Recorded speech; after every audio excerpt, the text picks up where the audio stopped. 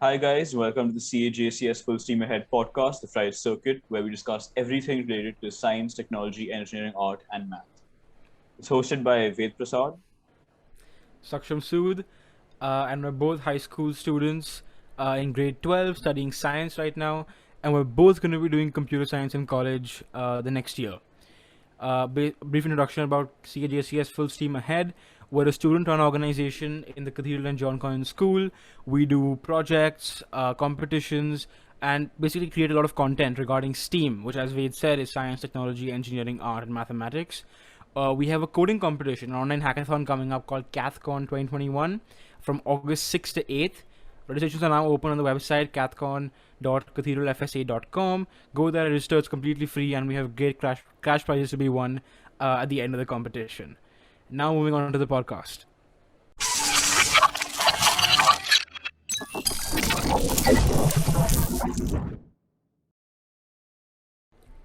Hi gamers, today our topic is, cue drum roll, video games, right? So I love video games, Saksham loves video games, everyone loves Everyone video loves games. video So games.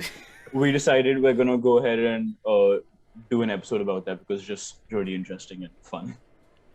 Yeah, honestly, I don't know where my life would be without video games. What's your earliest memory of video games? Really? Like, what's the first video game that you remember playing? I remember like three different like consoles types and all of that. So one would be I think it was Tetris, but it wasn't the Tetris that you'd get like Yeah. on the Game Boy Advance. Yeah, it Yeah, wasn't the like, actual Tetris game. It was the knockoff, the ones you get in the It was street a for knockoff you get in the $300. street. Yeah, yeah. It was one Yeah, of everyone those has one of those, dude. with like the dot screen. And, yeah. It was one of those. 100%. Slightly I remember after that, yeah. there was also at some point there was this tower defense game that I was like really into for like months, right, on my dad's phone. I used to it was called Myth Defense. And I actually went Oh back yeah, like a few mobile years later and games, I yeah. found it again, and it's just still really good. And then like Retro obviously gaming, there's yeah. Clash of Clans and Injustice and everything we used to play when we were 13. Oh But my god, dude, that was the entirety of middle school. Clash of that was Clans and Injustice. yeah. Yeah, and after But we got the hack for like also all the Injustice characters, the game just became so boring. Like everyone would just have free the free level 50 injustice stuff at Superman, maxed out gmail.com. everything. Yeah, Everyone had like every gold yeah, character maxed out, and like everyone shared the account, so everyone had it. Everyone had exactly the same stuff. So then it yeah. wasn't It fun. defeated the point of the game actually. Like it just became so boring after that. Stop playing Yeah, it. you don't like play Yeah. and like level up on your own. And also Yes. Nintendo DS, that was a classic. Iconic. Yeah, Yeah, I yeah. think it still That's works history though right there. You know that could be worth a lot of money in the future. in the future. Ooh. Yeah. It still That's works. definitely gonna be worth a lot at some point. This is Super Mario 64 came out in 2004. You were born in Yeah, 2004. Like this is an old game. yeah. This is a very old game. Yeah, And dude. I got into personally. I got into Tetris first, like you said, right? Every kid's like yeah, first thing. Every Indian kid's first actual gaming console. yeah. And then this absolute beauty here, the Game Boy Advanced, Game which Boy I Advance. think does it have? Yep. It Yeah, wait. I want works. to play that again. You can actually hear the sound. Well, it's Oh so soft, yeah, isn't it? But the yeah, boot up sound. yeah. Yeah. You know, The you boot up really Game should. Boy sound. Yeah, honestly, iconic stuff. I spent hours on this thing back in the day. Uh, and then I remember playing PC games. You know, like back when PCs used to be like CPU, UPS, then a desktop, the old Yeah, CRT, big chunky desktop yeah. monitors with It keyboards was and like stuff. this wide I from the used to back. play. Yeah, exactly. You needed like a Yeah. desk that was huge to actually even run a computer at your house. And then the scuba diving game I used to play on it, like way back. And then obviously you got into consoles and Yeah. PC You games, but remember that's for Club later. That's Penguin? for later. Club Club Penguin's Penguin on the childhood, right? Club Penguin's memories yeah, right there. It on shut the down PC now. It shut online. down. I don't think it's there anymore. It shut down, but I think they made a new one. Like they came up with like a They did? some alternate form of it. Like Yo, Disney shut it down. we There's gotta one. we gotta jump on One Club sec. Penguin sometime soon. Let me. Club Penguin's Yeah, iconic right there. it's called Club Penguin rewritten, and you can play, Wow, and I it's didn't like know the this. original thing Wait. remade. Like actually. I definitely want to revisit Club Penguin. Club Penguin was so iconic back in the day.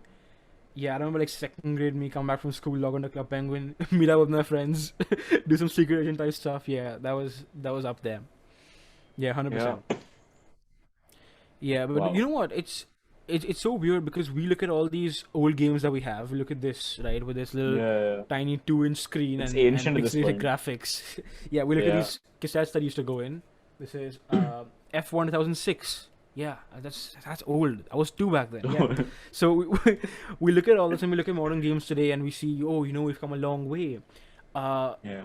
but actually the way is much longer. Like there are people Yeah. right now who remember a past that was way before this, and it seems hard to imagine, but video games have come a really long way from when they were first started. I mean, I'm 17, you're 17. We've barely seen anything of video game history really. Like we got in at the Nintendo's peak days and stuff, but there's a whole bunch of companies that came before, a whole bunch of innovations that came before anything a Game Boy or a Nintendo 3DS could even exist. Yeah. Yeah, it was way before like any like handheld console existed. Anything that people could just Hmm. take at home or maybe even like plug into their TV and play. Because like Yeah. when video games first became mainstream, like in the 70s and 80s, and most people know this, you had to go to an arcade and play it, right? So you go and you play Pong, and then later on Yeah. Pac-Man came out, and those were super popular, right? And Pong was made by Atari. Yeah. But back then, you Yeah. couldn't just buy like your, I don't know, Nintendo 64, plug it into your TV, or like buy like, I don't know, a DS or a Game Boy Advance and just, carry it around with you playing on a like handheld console. You Yeah. had to You know, I actually go miss there, pay arcades. money. And I miss arcades too because Yeah. it has such It's a been so retro long since feel I've to been to an it. arcade. I can't remember the last time I went to an arcade. Playing like the Rambo games with the guns and the racing Yeah, game yeah. with the wheel on it. Yeah, no, I And remember even, arcades. So yes, it started like way back then with like these huge machines that had these big screens and big controllers that they had, and you couldn't play at your home. Yeah, it was like more of a commercial thing. Like places bought the yeah. games and they charge you money for playing the games like any arcade does. That was I think the first way people were introduced into gaming. Yeah, Yeah. and it's actually crazy how far it's come because you have machines that are huge. You need like a lot of space in Hmm. your room. You need like dedicate space in a room to actually store a machine that big. And now you have something like the size of your phone, right? Like right now, like with this, I can download a Game Boy emulator and download the Game Boy file and Hmm. play like I don't know Pokemon Fire Red, which I have. It's a really good game. But yeah, you Hmm. don't even like need like like specific handsets or specific consoles anymore to play the games that you want. You can any device you have, you can just use that to Yeah. play the games that you miss playing on the games that are coming out today. And most games are common that way because they come out on multiple platforms that most people have access to. That's pretty cool. Yeah, yeah. Also, no, like in a more technological sense, also, like the games that you could load onto a cartridge of this size, and play on a console that's that small, like a Nintendo. Those weren't very complicated in terms of hardware requirements or even like the logic of the game themselves. So Yeah, any modern computer, like not even modern computer from let's say 10 years ago, also, would easily have like multiple times over the graphics power of oh some of these definitely. old arcades or old consoles. And that's why you can also run most of these games through an emulator, like Wade said, on your PC if you're into that kind of retro gaming Yeah, vibes. So yeah, so like taking it way back actually to even before arcade machines were there, games were really like a first uh, sort of a stress test for a computer. Like when computers actually came around, people had computers to run. The first programs they made with it were actually games because those were able to push the limits of what a computer could do. So, for example, if a computer could only store 8 bytes, they had games like Battleships they used to play, which could populate those 8 bytes in a computer system and actually create different possibilities as different players use different strategies. And they were able to test computers and see how far they could actually go. And it's only when companies like Sega and Atari, way back in the day, started leveraging this to build specific computers for games that we had this term yeah, called video games that came around in the first place. Otherwise, video games were a completely theoretical lab concept made for testing computers rather than actually being something people did for fun. yeah, I think that's the main pivot point where video games went from being like a very lab-based program to becoming the yeah, commercial phenomenon that it is today. Yeah. yeah. So let's talk about Sega for a bit because I personally have no experience with Sega. I've never owned a Sega console. Never really I played a think Sega game. I don't think. Yeah, I think most people our age wouldn't have because they did make Pong Mhm. originally, but over the years, like Pong's become this really common game where it isn't even like you don't even think of it as Sega's game. You just think of it as like a game in general. You know, It's like iconic. Snakes and Ladders Yeah. or Ludo or something. Right? It's something you might I mean, make as a we coding made project or yeah, exactly. We made Pong in yeah, school, in middle school, yeah, in like 2 hours in in Scratch. Scratch. Yeah, we use Yeah. MIT's Scratch program and we made Hmm. Pong. Yeah. So, and Hmm. that's the thing. So Sega came and they revolutionized everything because they came out with their own like hardware. They came out with their own arcade machines. They even tried coming out with their own handheld consoles at some points. They were doing really well. But I think Yeah. like today, like Sega has really fallen off, and at this point they say they're restructuring. But Yeah. but they aren't really like coming out with the like the newest games that everyone wants to buy, the newest consoles or anything. Those change, and I think that's because of a number of reasons, right?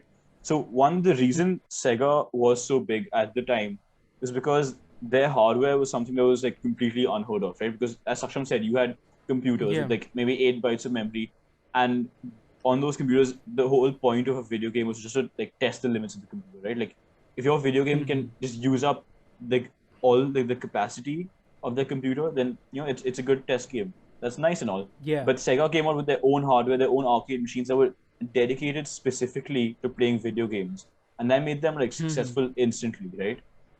But now Yeah.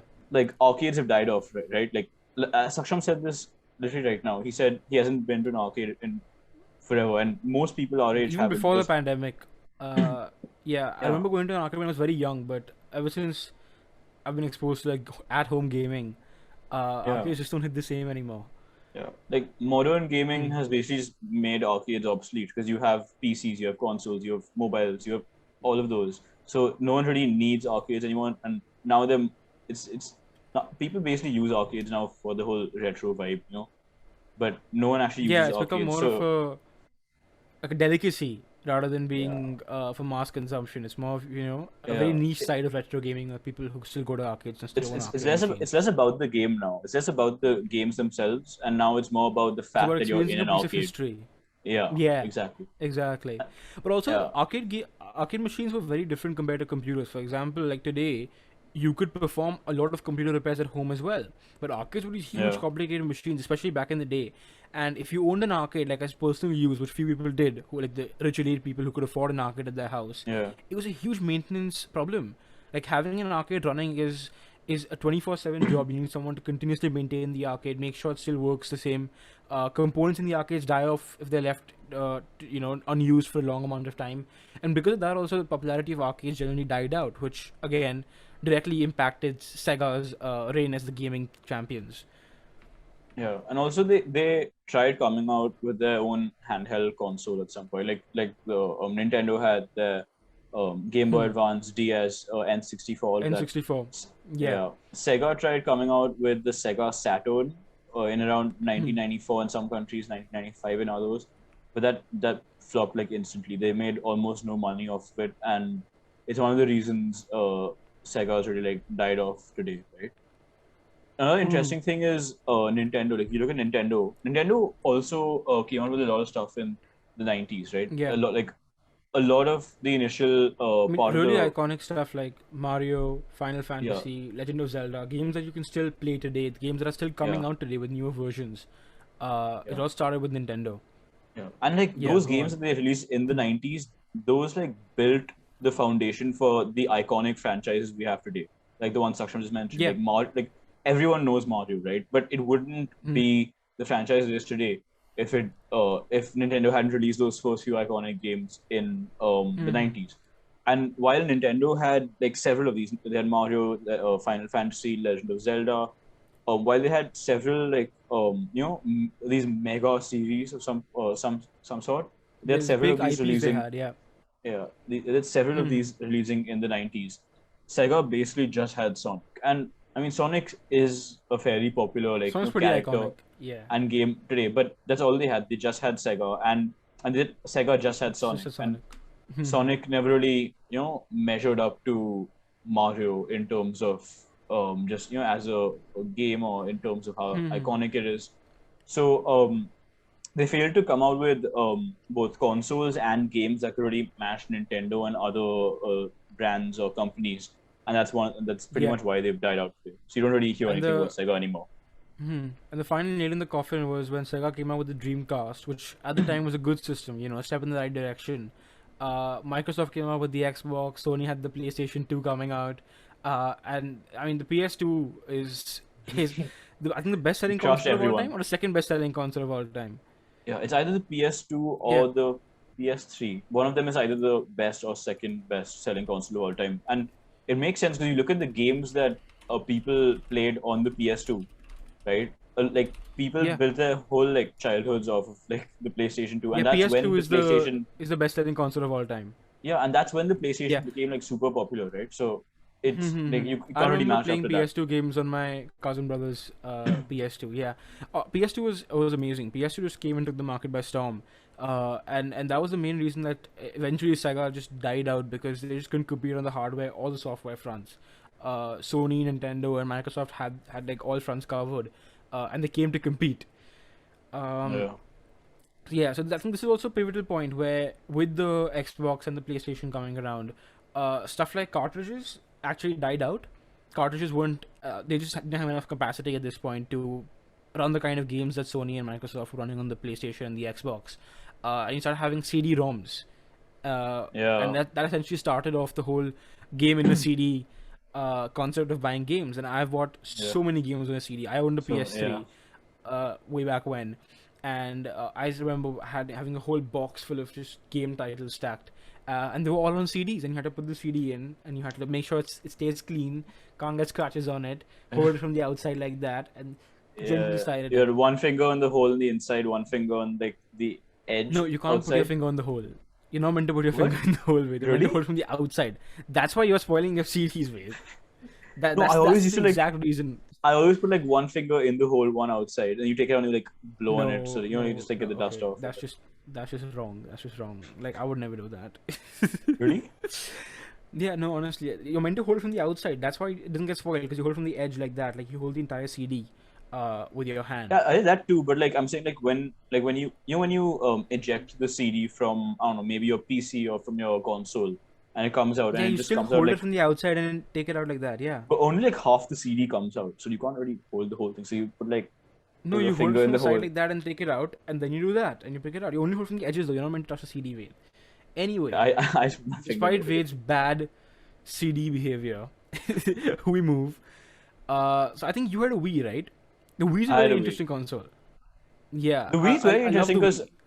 yeah, because like even though when people think of like the two main console giants, like sure Nintendo is one, but Nintendo is like a different type. When you think of like the same type of console, you think of Xbox and the And PlayStation, the right? PlayStation. The cool thing about Two the Wii kings was right now. Yeah. it was motion based, and that's what really made it like a different thing because you didn't think of the Wii as the console you'd use to play I don't know Call of Duty or FIFA or any of that. Yeah. Usually you use the Wii to play motion based games, especially the games that Nintendo made themselves like Wii Sports Resort, like like Wii Boxing Yeah, Wii's the and wholesome Wii. console. It came in white. It had colorful controllers on it. The You play ads all the had the sports entire games over family playing there. together. Yeah, Yeah, yeah. it was a very wholesome console. Very nice You console create you generally. create your own like me, who like the little characters that run Yeah, your own around. character, and you play Yeah, yeah. motion-based games. Yeah, yeah. Wii is very interesting because despite like having the PlayStation 2 and the Xbox having all these AAA games like we said, Call of Duty, FIFA on these consoles, you had the Wii, which was a very different console at the time, and it still managed to sell in huge numbers. It's the sixth best-selling Yeah, console of all time, as I can see the chart over here. And yeah. there's a reason for it because it's wildly entertaining. I remember coming to your house and playing the Wii, and we played Wii Yeah. boxing and Wii tennis, With Matt in and the for a orange shirt. console with Yeah. Matt. Oh, Matt's elite. Matt's too good. You can't beat Matt. Yeah. But yeah, for a console that's so old, it has surprisingly accurate motion sensing. Like not accurate in the way that you would consider today with the virtual reality and stuff, It's but not accurate in the perfect, way that especially in it's very 2021 good. standards. Yeah, Yeah, especially for when it's it very came good to out, play. right? Yeah, Yeah, even today, like I would still play a Wii game. yeah, Unironically, if there was a Wii around, I would still play Wii boxing or Wii tennis just because yeah. it's fun. Because it might not be 100% accurate, and it might not be like like exactly the way you want it in terms of, like virtual reality would have it, right? But like I Yeah. mean, you hold the nunchuck, you hold the remote, move your hand, it does move. Like it senses things pretty well, maybe not 100% or Yeah. like as well as you wanted, but like especially for the time, it was very, very good, and that made it really Yeah. fun.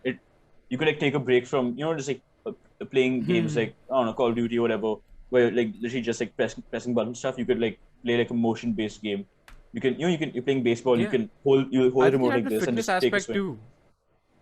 Like I Yeah. remember, people used to actually play Wii boxing as a way to do cardio Yeah, yeah. and burn calories, Dude, Wii because you boxing was just keep actually doing this exhausting for like because five minutes. you keep moving, and Yeah. when you hit the guy, right, there's that circle that comes out with the segments that shows his life, Yeah, and he keeps yeah. regenerating, and you can't hit him enough, and you just we played, we were You just gotta exhausted keep because rapidly hitting it. it Yeah. was just We were really sweating by hard. the end of it. Yeah, 100%, 100%. Yeah, but then we also marked a turning point because the Wii was Nintendo's like last big successful product for a while, and Nintendo Yeah, kind of died off after that for a while. Like the they've come back The now. Wii U flopped, the Wii U The flopped Wii U flopped big time. terribly. Yeah, Yeah, and Nintendo wasn't able to financially recover from from that loss. Uh, they eventually came out for a while, but they did with the fine Switch. They with eventually the came out Switch. with the Yeah, Switch Switch, is a and Switch great did really console. well. Yeah, but just Yeah, like we'll come to the Switch. We'll come after, to the Switch. yeah, Yeah, so we just covered how games went from 2D dots on a screen, from yeah, Pong and the Game Boy, all the way to what we have today. Okay, and, yeah, and today is a different ball game. Like anybody back then would never have thought that games would reach this point. Today you have AAA games with huge studios and different small teams working on different aspects of the game. I mean, Red Dead Redemption 2 had an entire department dedicated to horse mechanics.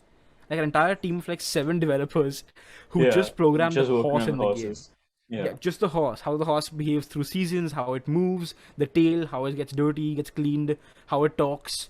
Like the horse had like different voice, voice acting that the horse did, right? It had different like yeah, reactions it to did. different situations, and had a 7-person team working just on that for like 3-4 years. So that's the level of like specificity and detail that goes into making today's big budget games.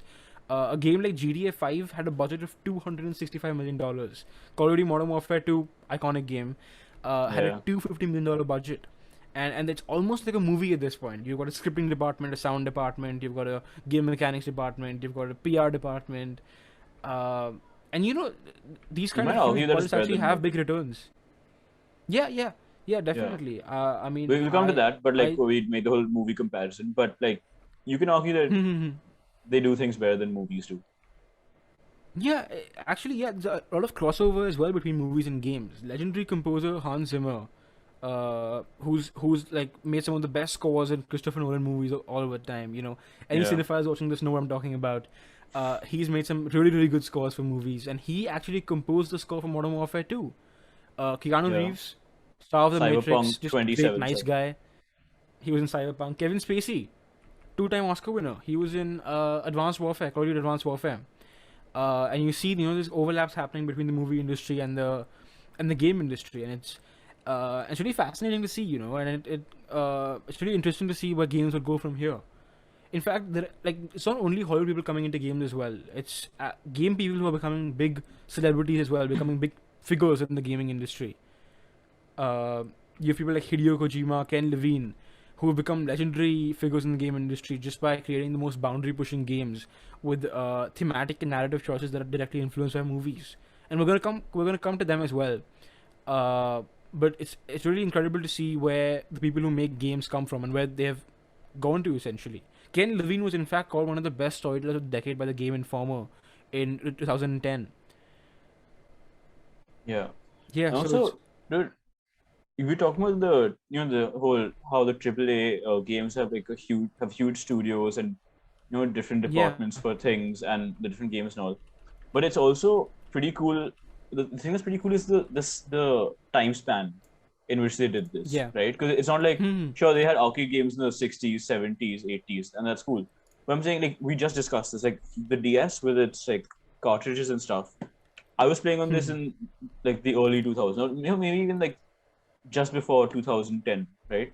Maybe when I was like 6, Hmm. 7, 8, 9. That was pretty Yeah, recently, actually. That was maybe what, 12 years ago?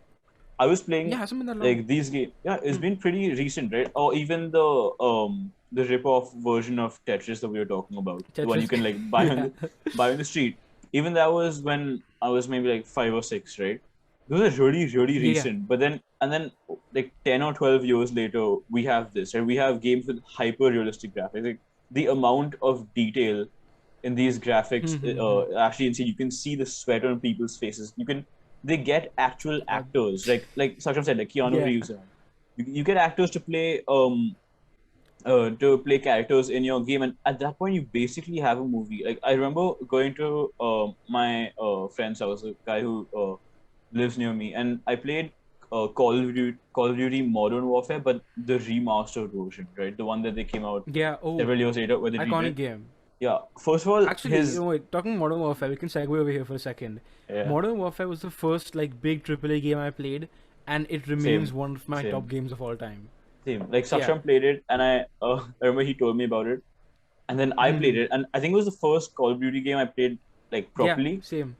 Yeah, and Same. it's still one of my favorite games to play. Like the entire Modern Yeah. Warfare series is just great, but like Modern Warfare 1 is just like nostalgic for me because it's Yeah, I the think first Modern AAA game Warfare I played. one's nostalgic, and it's also great game generally speaking as well. By mechanics standards also, I think Modern Warfare, the original one, influenced the FPS, which is the first-person shooter genre of gaming, in incredible ways. And then Modern Warfare 2 came, which was like this insane phenomenon that took over the world and started the entire esports thing, which we'll get to in a bit. Yes, But but yeah, Call of Duty is an some people, iconic franchise, some people argue especially that Modern Warfare. Call of Duty Modern Warfare 2 is the best first-person shooter of all time. Like people have their opinions, but Yeah, that is a very common shout. All right, it's a very so good shout. I'll back that. yeah, I'll back that. Yeah, it's it's one a of the best it's a first-person great shooters of game. all time. But yeah, so I was playing Modern Warfare Remastered, and it's genuinely a movie at that point because the graphics are so clear. It's actually realistic. It's hyper realistic because I can't like maybe if you're like a little sleepy, if you're not wearing glasses, you might actually think those are real people because it's just the amount of detail that they've put into making these games, right? It's really really cool. A lot of the time they are real people. Like a lot Yeah, of these games, you might not believe. The characters aren't actually made on a computer. It's actual actors doing motion capture work, like how they do in the movies, like how they did with Avatar and did with The Hobbit, and they did with The Mandalorian. Oh no, sorry, Star Wars, not The Mandalorian. Star Wars that movies, was right? yeah, It's yeah. that same kind of motion capture that's happening, but for a game, for a video game. And it's really incredible to see the heights that the industry's gone to. And this perfectly segues into our next thing that we want to talk about. Just why we love games so much. What's it about games that draws you in and like keeps you in, for this entire time? Because we've been playing games for a long time. Like we've been huge gamers for a long time. How is it that we're still interested in in this space? Yeah. And like, why do so many people love games more than they love, I don't know, maybe movies or TV shows, right? Because Yeah. even there, you have many of the same elements. It's a work of Hmm. fiction. It's stuff that might not be possible in the real world. You have several movies that are based on video games or video games that are based on movies, right? And they have maybe a similar storyline and Hmm. all of that. But so many people just prefer video games. And like, why is that? Why do you love video games, actually? Yeah, no, I think just taking that as well, taking from that as well. Video games also have this kind of fanatic obsession that people have with them. Like a fan for video games is really a fan of the video game. Like they go Yeah. to any number of lengths for that video game. And you don't see the same kind of thing happen with let's say movies, for example. Like there are people like me who love movies. I'm a huge fan of movies, right? And I regularly interact with people on the internet as well who are big movie nerds like me. But you don't see that kind of passion, that kind of fervor for your favorite Yeah. games, like for your favorite movies you see like in the gaming space. Like I recently went to E3, the big gaming conference that happens every year, and it's just incredible to see people chatting in the forums over there. Just the number of people that tuned in, like millions of people come around the world just to witness new games being launched. And I don't Yeah. think that kind of atmosphere really exists. Like it's similar to being in a stadium. It's similar to being in like a It sold is. out stadium for a football match, for a cricket match, That's and actually just see that that's more excitement in the accurate than community you around might it. think. Which we'll get later, but that's a lot more accurate than you might Yeah, think. it's The it's, whole it's stadium very aspect of accurate. it. We're But jumping a lot of yeah, topics at this point. yeah. Yeah, but Because why, there's why so we much love to talk games? about. There's so much to talk about Yeah. with video games. And I just think that's another main difference Mhm. you see. Like, sure, people do binge TV shows, they do binge movies, and they spend a lot of time watching it. But like, while you may stay interested in what you're watching for hours on end, a lot of the time what Mhm. it turns into is just you lying there and just letting things play.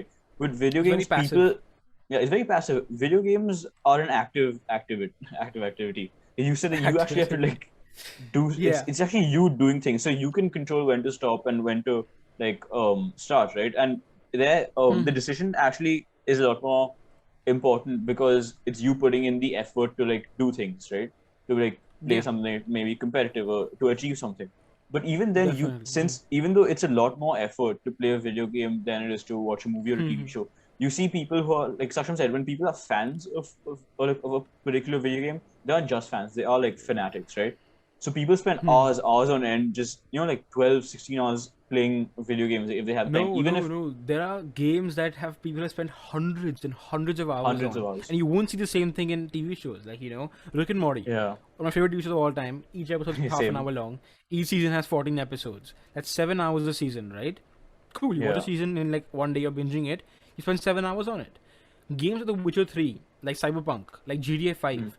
People have spent hundreds and hundreds of hours in these games, obsessing over every tiny detail over here, and you Yeah. just don't see that kind of passion or that kind of engagement with other entertainment products like you see with games. Yeah. Just to finish the entire Witcher 3 game alone takes you like 120 hours. I think I read somewhere. 120 hours of like dedicated work, losing multiple times over, respawning, dying, coming back, beating the final boss, and people are going to do that. Millions of people actually do that and enjoy that and take on Yeah. that task and take on that journey, and it's a very fulfilling reward in the end. Yeah. But And yeah, coming back to why we love games, this is actually one of the factors we love games. Yeah, we love games because of how interactive and because of how active they are, yeah, how and they draw they're us so in. like addictive, like because with movies, people love movies. Like you love movies, I love movies, but Hmm. movies are more of like a pastime, something you can do when you're bored. Yeah, People actually take time out of their day. They take like they set aside money just so they can play video games. People spend so no, I much mean it's the money same for on. movies also, but I think it's the That's effort true. of it. Yeah, the time. It's the effort It's a because bigger like time commitment. Yeah, with a movie, you'll hundred go percent. home, you'll be like, you know what, I'm bored. There's that movie I was thinking about watching the other day. Let me just put that on and let me just chill with my laptop and watch that, or let me put it on the TV. With video games, people spend so much money just like buying a console or maybe building their own PC, and then they go, you know what? You'll come home after a long day of work, just really excited because they want to spend like hours and hours just playing that one video game. Like if I open Steam right now, there's this one first person shooter that I played for a bit last year. Oh, it's terrible game. I It's terrible game. It's it's not not worth it's spending that much time over. Saksham was just bad at it. No, so No. it was a decent game, and it was like it was a pretty small first person shooter, right? So it's kind of refreshing to play a first person shooter that isn't maybe like I don't know Halo or Call of Duty or any of those. Nah, So the it's only good called thing about the game is it's free. It's just good to play a FPS game that doesn't cost 3 grand to play. That's the only good thing about it. That's the only no. redeeming So quality. it's it's called Iron Sight, and I played it with a bunch of Don't my give him a friends shout out. last. This is not sponsored by Ironside. Ironside sponsor us. We shout you out next episode. We spent 100 hours on Ironside. No, like if you open my Steam right now, it'll like my game time it is over 100 hours, and sure, like mine was like over several months, but still like Yeah. for like something for you to go back and stick to a game like that really shows how even though you have to put a lot of effort into it, even though it's super interactive, Yeah. you have to like it gets really addictive. And also another cool thing is that you can play games with your friends, like a lot of games, like multiplayer ones, especially you play Yeah. them with your friends, and it's you actually participating in something with your friends. It's not the same as watching a movie with your friends where they're sitting next to Yeah. you when you're just watching, and maybe after it's Definitely. over, you'll discuss it for a bit. Here, this is you playing Hmm. with them against them, but just having fun with your friends and playing, and that's a huge Rage reason. quitting, Yeah, spawn dying, yeah, traumatic experiences, traumatic. But yeah, that's yeah, definitely that's why we love games, 100%. And there's like people don't give games enough credit for this, but there is a lot of creativity there and really is. artistic choice that goes into games. Games like Bioshock Infinite, which despite me telling Ved for the past 2 years to play, he hasn't played yet. But yeah, games like Bioshock Infinite have some of the most beautiful art you've ever seen anywhere. And the thing is, it's all created like on a computer by an artist. In a movie, Yeah, if you see a backdrop of the Eiffel Tower of Paris, it's shot in real life. Like yes, the Eiffel Tower was built by someone, and it's a great feat of engineering. Yes, 100% agree with all those facts. But for someone to create an entire world just out of their Yeah. imagination, out of their head on a computer, and for you to go into that world and experience that person's creative vision, it's a different feeling. It's a different feeling, and it's something that you Yeah. don't get from many other entertainment products. I don't think that happens anywhere else.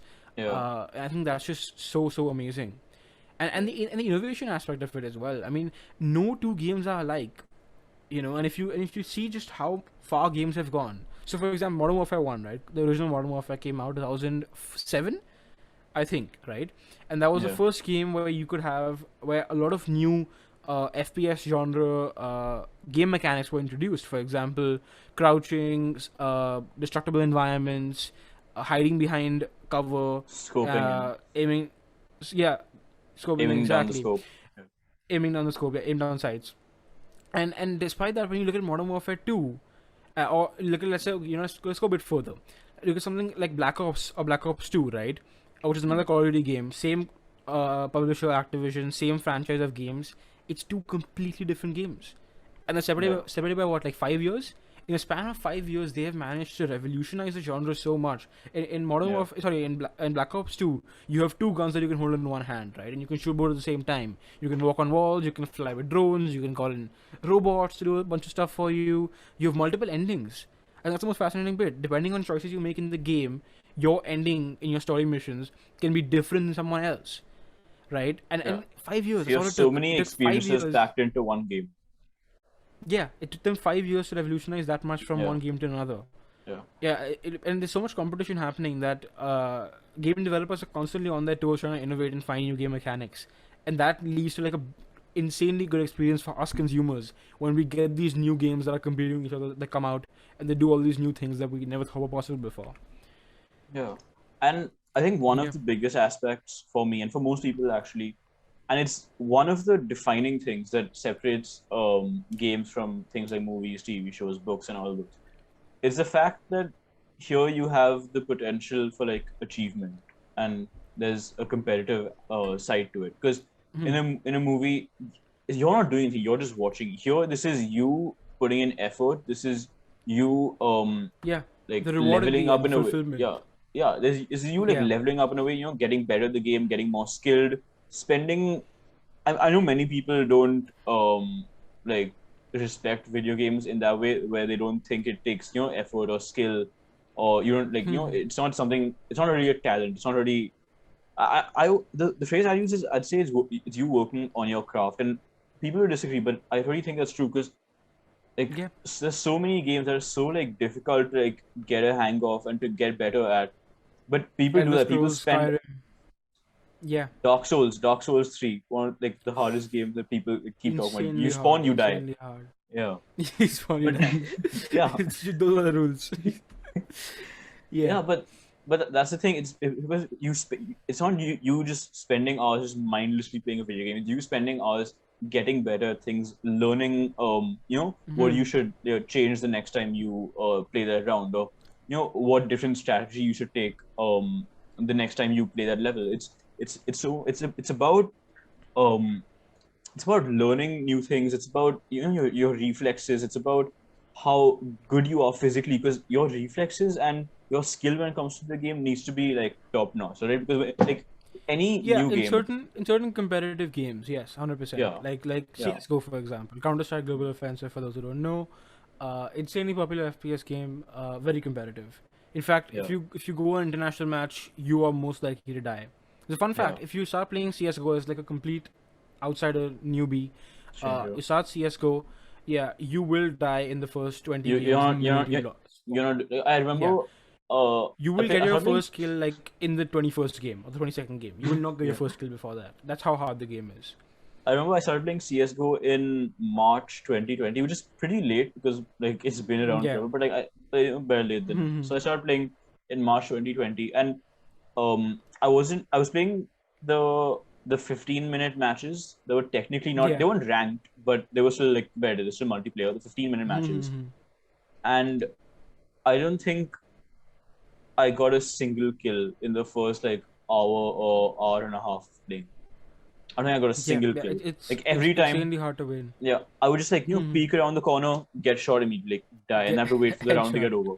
Yeah, or like I just Yeah. walk out of a door and immediately I'm getting stabbed. And that's the thing. People take so much time to get better at it to the point where like they're so skilled, and you only realize that when you play a game as a newbie, right? As a noob, like when you play a Yeah. game for the first time, that's when you realize just how good people are at this and how much like time and dedication, effort they've probably taken to get to that level. Yeah. And not only for I multiplayer think games, or Ved. even for like campaign, even for like Mhm. single player games, just to like Yeah. bypass a certain level, get a certain achievement in the game. It takes so much effort and time and just Mhm. dedication. It I was actually just gonna bring that up as well. Uh, that people tend to put gamers in like one group of people. Just sweaty guy on a laptop, just yeah stabbing away. Trying to get some kills in CS:GO. And there's a whole like different gamer lingo that people use. But it's a very diverse community in that sense. Like there's different kinds of games around. There's very very big established genres of games, and people are fans of different genres. It's almost seductive to assume that everyone who plays video games is just a CS:GO guy who's trying to get kills in a rank lobby. No, there are people who, like me, I tend to enjoy single player games a lot with a good story, more cinematic yeah because I like movies. yeah With artistic choices, thematic games, narrative, slow paced. Like Bioshock Infinite or like the Uncharted series, Last of Us, right? Stellar, spectacular yeah. games.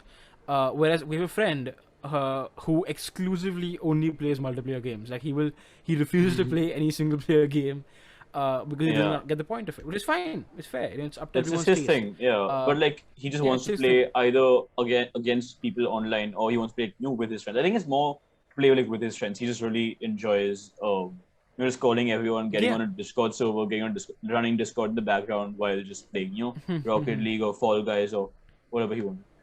That's the thing that he Yeah. spent money on Yeah. Fall Guys and then he stopped playing it after like 2 weeks. But L yeah, fat L. But yeah, okay, no. We're getting sidetracked over here. We've taken way too long. Yes, we love games. Everyone loves games. But this actually, again, takes us to our next topic we want to talk about. As computer science grads and as pro gamers, as we like to call ourselves, one of like the best things like that we want to do in the future, or one of our best like jobs, is yeah. in the gaming industry. Yeah. I would love to That's work in actually the gaming why industry. that's actually why we want to do computer science in college. Like Yeah, is to work I in the remember gaming like industry I eventually. remember seeing a game in I don't know. I think I was playing Call of Duty. I was playing Modern Warfare when I was in middle school. Hmm. I started thinking, it'd be really cool if I could make a game, like if I could make a first person shooter. And then I went home Yeah, and started learning Python yeah. because It's we had a plan. We had a plan. It was me, Ved, and one more guy in middle school, and we thought we were gonna make a yeah. COD-like game, and we're gonna rival COD, and we're gonna beat them. And I went home and we searched how to make a COD-like game, and Yeah. it was way We beyond started what we though. could do. We downloaded Unreal Engine and Which didn't work. Which didn't work because of how bad our laptops were. It took like 5 minutes yeah. to open. Yeah, Yeah. we didn't get But anywhere then with that project. yeah. But yeah, so Soon though soon. like essentially making video games is like something that me and Ved both want to do in the future, Yeah. if we get to. And this brings us to the actual industry, the more corporate side of things, and the development of these video games that we know and love. So, first thing, talking about it's how, just putting in perspective how big these studios are and how big these publishers are for scale. Ubisoft, which is a big game developer and publisher, has 18,000 staff. Take Two Interactive has 5,000 staff. Electronic Arts 10,000. Activision Blizzard 10,000. So already this is putting into perspective just how many people work behind these games. All right, Yeah. when you see a new Call of Duty game come out, you see a new I don't know, God of War game come out, Last of Us come out, Uncharted come out, GTA come out. It's like a lot of time, a lot of effort put by a lot of people to create that one piece of game that you enjoy. That those 50 GB or 100 GB of content Yeah. is created by a huge team of people. And I think something which I touched on before as well. The entire video game industry, the revenue that they make yearly, is Yeah. higher than music, movies, and North American sports all combined. Yeah. Like That means the movie industry and music industry as a whole, and then you have the NBA, the NHL, NBA, and NHL. the NFL. It's Yeah, bigger than all of them combined. Yeah, we took this restriction from Patriot Act, so yeah, Yeah, just Hassan Minaj. Yeah. coming clean with our sources. Hassan Minaj, we love you. Yeah. Please come back. uh, But yeah, no, so it's crazy because that was Jacket, in 2019, I think, that episode that came out. yeah, 18, 19, I And think. Yeah. yeah, so that the year before that or that year, the video game industry, the revenue made by the video game industry was $139 billion, It and skyrocketed since. yeah, it's gone way higher, especially with COVID and everything, and Especially with everyone the being at home. pandemic, Yeah, movies went down, sports went down. everything went down except for video games. Video games is just Except for video skyrocketed. games. Video games But has seen, I think, the biggest spike in any industry during COVID. Like, it's one of the yeah, biggest gainers yeah. in COVID. But even then, yeah, when Hmm. when the video game industry was at $139 billion in revenue that year, movies, music, and North American sports combined, 99 billion. Yeah, 99 billion. There was, yeah, and like that's a violation. Personally, I wouldn't have it. you look at like individual Honestly. games and you can see where these figures come from, right? Because you look at individual games and they have like millions and billions in revenue on their own. So GTA 5, right, which Yeah, is arguably the biggest game of all iconic. time. Yeah. Insane. Insane. One of Another the most game. well known, one of the most iconic games of all time, definitely. But like people argue that's one of 100%. the like biggest games of all time, one of the best games of all time. Like it's definitely It up there. is the biggest game of all time. No, Yeah. 1 second. That's It Tetris or Minecraft, I think. Like, in I terms of mean copies sold, it's not. oh yeah. In terms of It's copies not the sold, it's not biggest. the biggest game. But in terms But of in terms revenue, of revenue, it is the biggest yeah. game. That's And the Ved, come interesting on, thing. give us the number, Ved. Give us the number. Okay. What's the revenue in GTA 5? So GTA Let's 5 hear it. came out in 2013. Opening Okay. weekend, a 3 day span, opening weekend, Friday, Saturday, Sunday, it made over $1 billion. Over $1 billion in one weekend. And so far, like over the years, it's gone over 6 billion, which is the highest Yeah. of any entertainment product ever. Like not just a video game, any entertainment product. Nothing has ever hit Any 6 entertainment billion. product. Yeah, Anything. 6 billion Think is of, so high. I don't know, movies, DVDs, music, stand-up specials, Books, TV anything, shows, books, doesn't matter. anything Nothing entertainment has related ever matched that, doesn't or come even close to to that. GTA 5. One game that came out 8 years ago. Yeah, and that's the thing. People are still playing that. People play GTA Yeah, 5 people religiously play all the GTA time. 5 right now. In fact, it's seen It resurgence isn't. this year. Yeah, GTA 5 is one of Twitch's most popular games. Like, streams, yeah. GTA 5 is up there. It's gone way up. It's 8 something that years old just as well. hasn't gone like out of style. Never Like died. it Never just died. hasn't died. It's not even about the It's graphics. actually It's just such a very. well-made game and like a good game. It's a very very well made game. Rockstar Studios, Yeah. the ones who make GTA 5, have this insane knack for precision, and you see certain elements in their games that you won't see anywhere else, and I think that's the reason why GTA 5 is the big success that it is. But there's also a lot Yeah, of different things that we're gonna come to in a bit that have yeah. defined why GTA Even 5 has become so yeah. iconic over time. Even Yeah, recently, like GTA 5 was 2013. More recently, we had Red Dead Redemption 2 come out. 2018. What are, Yeah, 3 what are years the ago. stats for that, Saksham? What are the stats for Red Okay, Dead this Redemption is 2? also by Rockstar Games, Legendary Studios. Oh wow. Opening weekend, Red Dead Redemption 2, $725 million. Rockstar are making so much money. So, dude, they're Rockstar's making breaded. billions at a time. Like billions Yeah, in weekends, Rockstar's. which is actually insane. Yeah, billions in a weekend. Imagine, your favorite rapper making $1 million in a week. Rockstar's making billions in days. It's Yeah, really it's insane numbers for anyone to hit. And I think this is also a very important distinction to make over here between video game publishers, and video game developers. yeah, Right? So a publishing company is sort of like a production studio in terms of movies. So they are more they actually own development studios / work with development studios, and they yeah. provide, let's say, funding for it, marketing for it, etc., etc., etc. So the game is published under the banner of a publisher. Publisher. The people who actually make the game are the game developers. It's a very Yeah. important distinction over here, because often you might give the wrong person credit for your favorite Credit game. for the wrong thing. So, for example, when we say Rockstar made GTA 5, Yeah, not really. Rockstar is a publisher. They publish GTA 5. They have a studio under them called Rockstar North, They have Yeah. multiple studios under them. There's Rockstar North, Rockstar Toronto, Rockstar South, Rockstar England, bunch of different studios. Uh, Sorry, game development studios. When I say studios, I mean game development studios.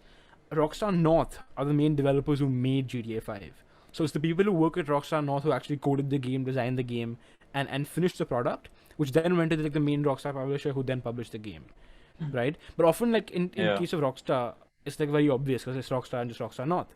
But often there are different publishers where it might not be so obvious. So, for example, Activision, who are the publishers of the The Call of Call Duty of Duty. franchise. Yeah. Yeah, one of the biggest franchises in video games.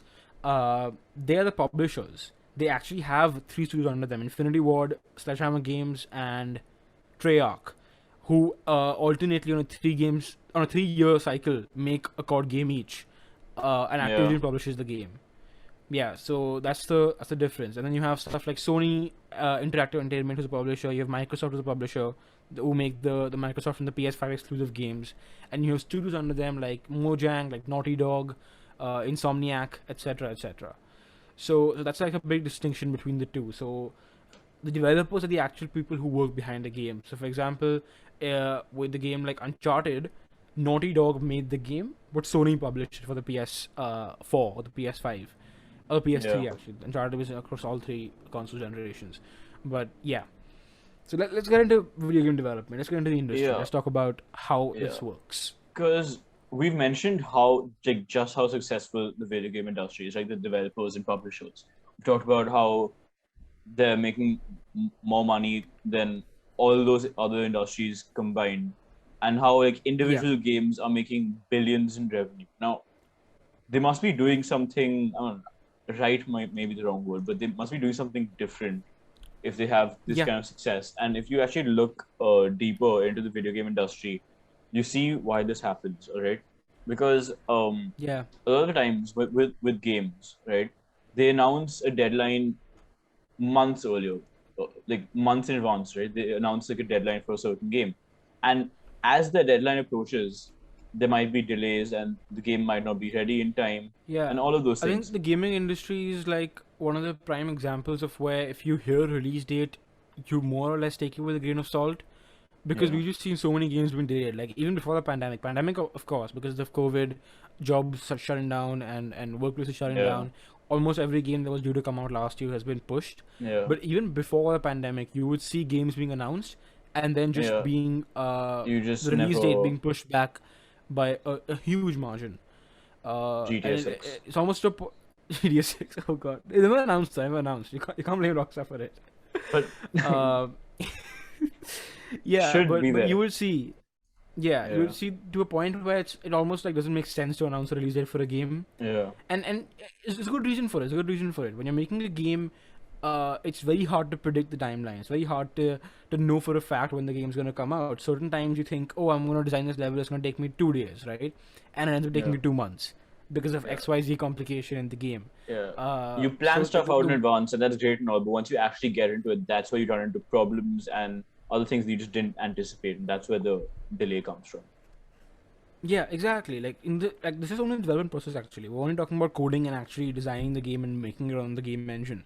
Scripting, music, storyline, all that stuff, sound, everything comes separate, right? Everything is a separate part of it. That could add further additional delays to the game. Just the development process alone takes an insanely long amount of time, and it's insanely hard to predict how much time it's gonna take because it's really hard for you to know what kind of problems are going to come. And development generally as a field, not even in the gaming industry, generally in the in development sphere as well, it's a very complicated thing. It's a very hit or miss kind of thing. Like you try to do something, if it works, it works. Doesn't work, you try to debug it, then find the small errors that have happened in the code. And that as a process alone doesn't have a fixed amount of time. You can't really know when you're going to be able to fully debug a piece of code. It might be Yeah. 5 seconds, it might be 5 months. If the error is deep inside, then and it's very hard to predict. Yeah.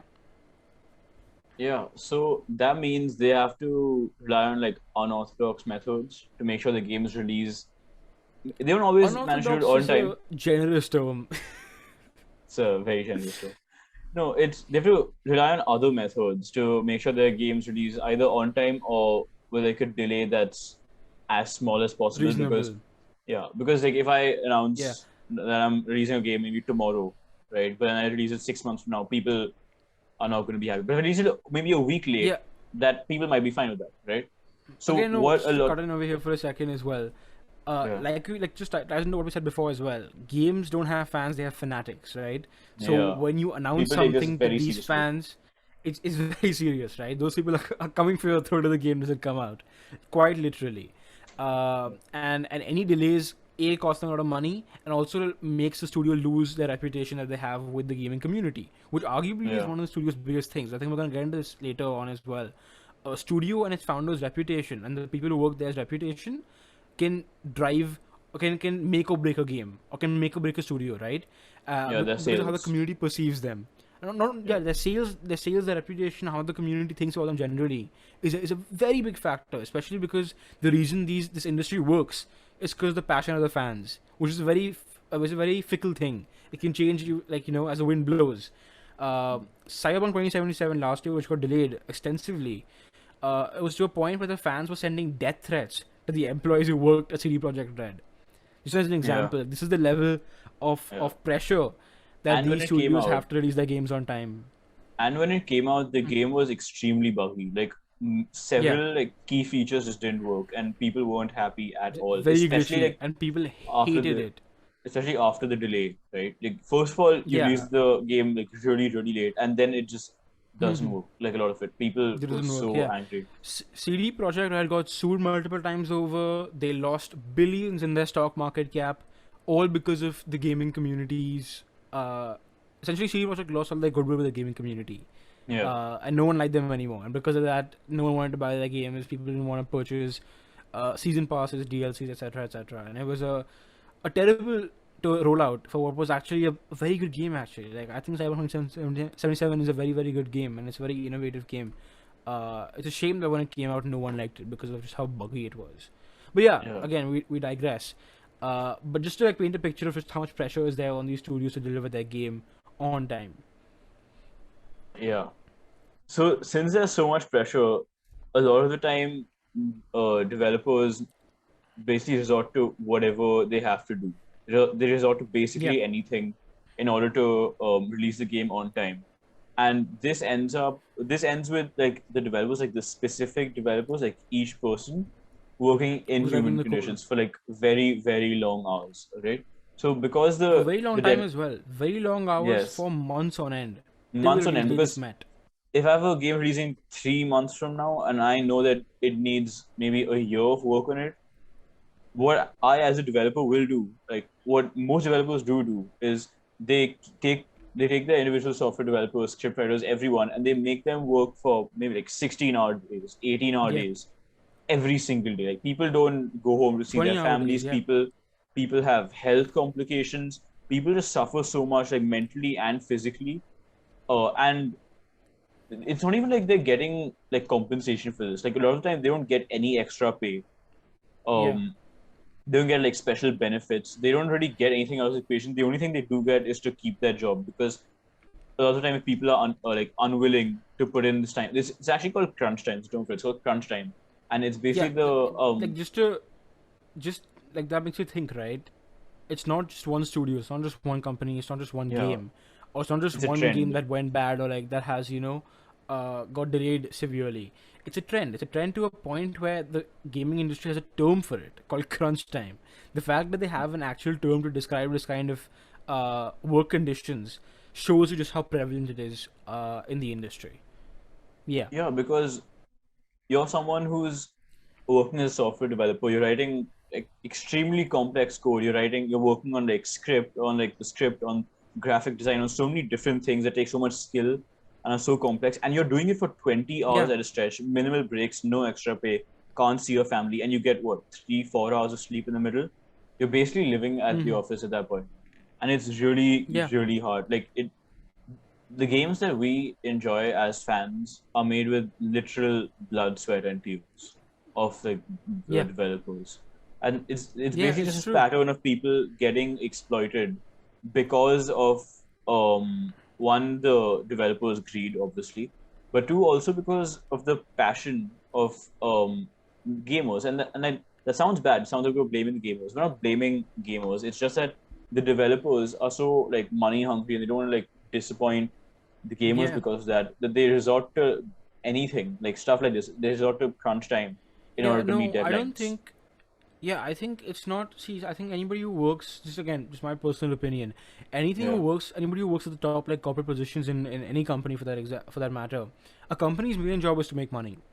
And I think yeah, any concern that they have towards the gaming community is driven by profits, right? I'm not saying it's a definitely. bad thing. It's just how it is. The main motive is profit in the end of it.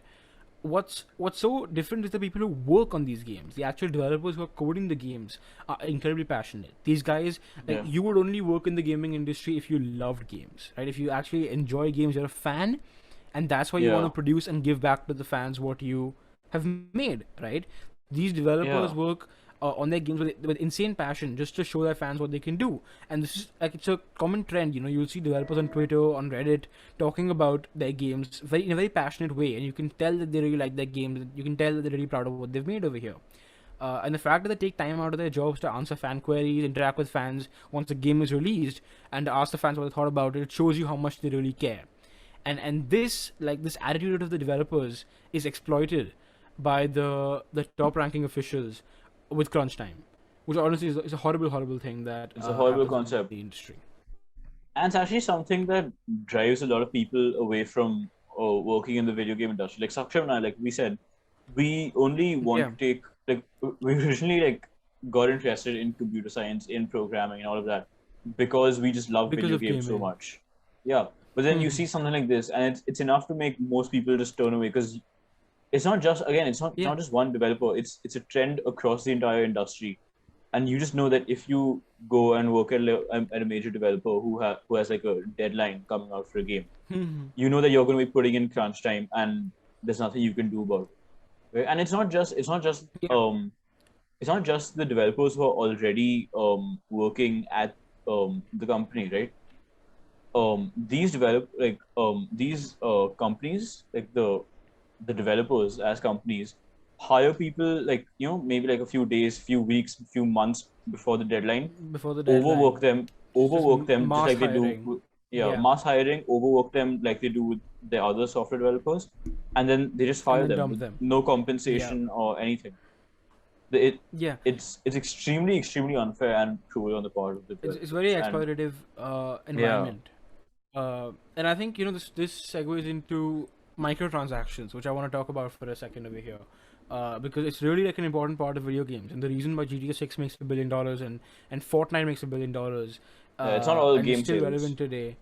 It's not all game sales, because a game is what, $40, $50 when you buy it, 3 grand, 4 grand Yeah, in Indian rupees. yeah, yeah, And once you buy it, it's done, right? So that's it. So if you want to make $1 billion, you gotta sell XYZ amount of copies, which is a huge number of copies. So developers came up with this great new revolutionary idea called microtransactions. You might have seen microtransactions before. It's most popular in mobile gaming, where you open a game and it's a free game, right? And it's a completely free game, fully enjoyable. But level 5 is locked, and you gotta pay for it.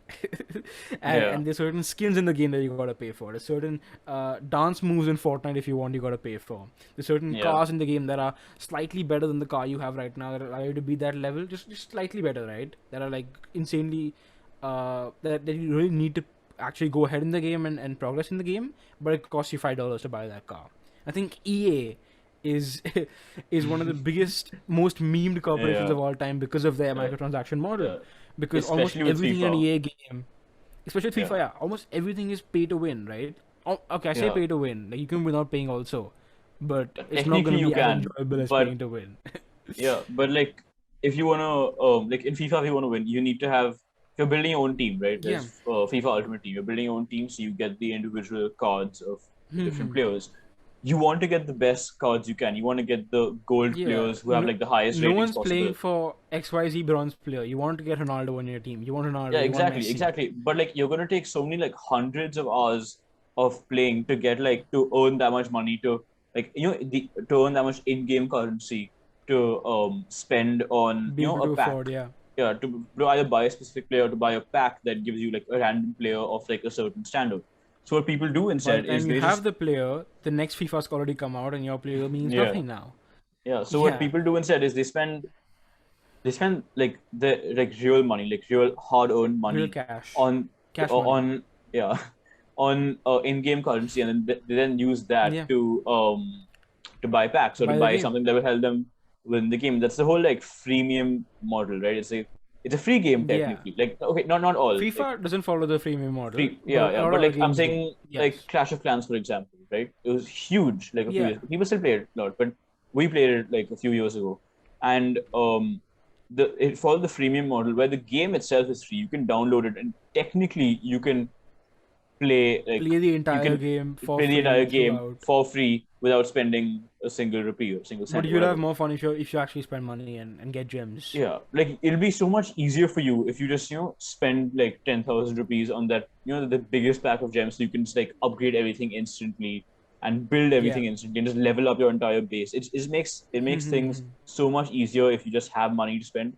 And with freemium games and with Yeah. the whole microtransactions model, um, what developers are basically doing is they're saying, you know what, you can have the game, you can have the access to the entire game for either free or for the initial price that you paid for it.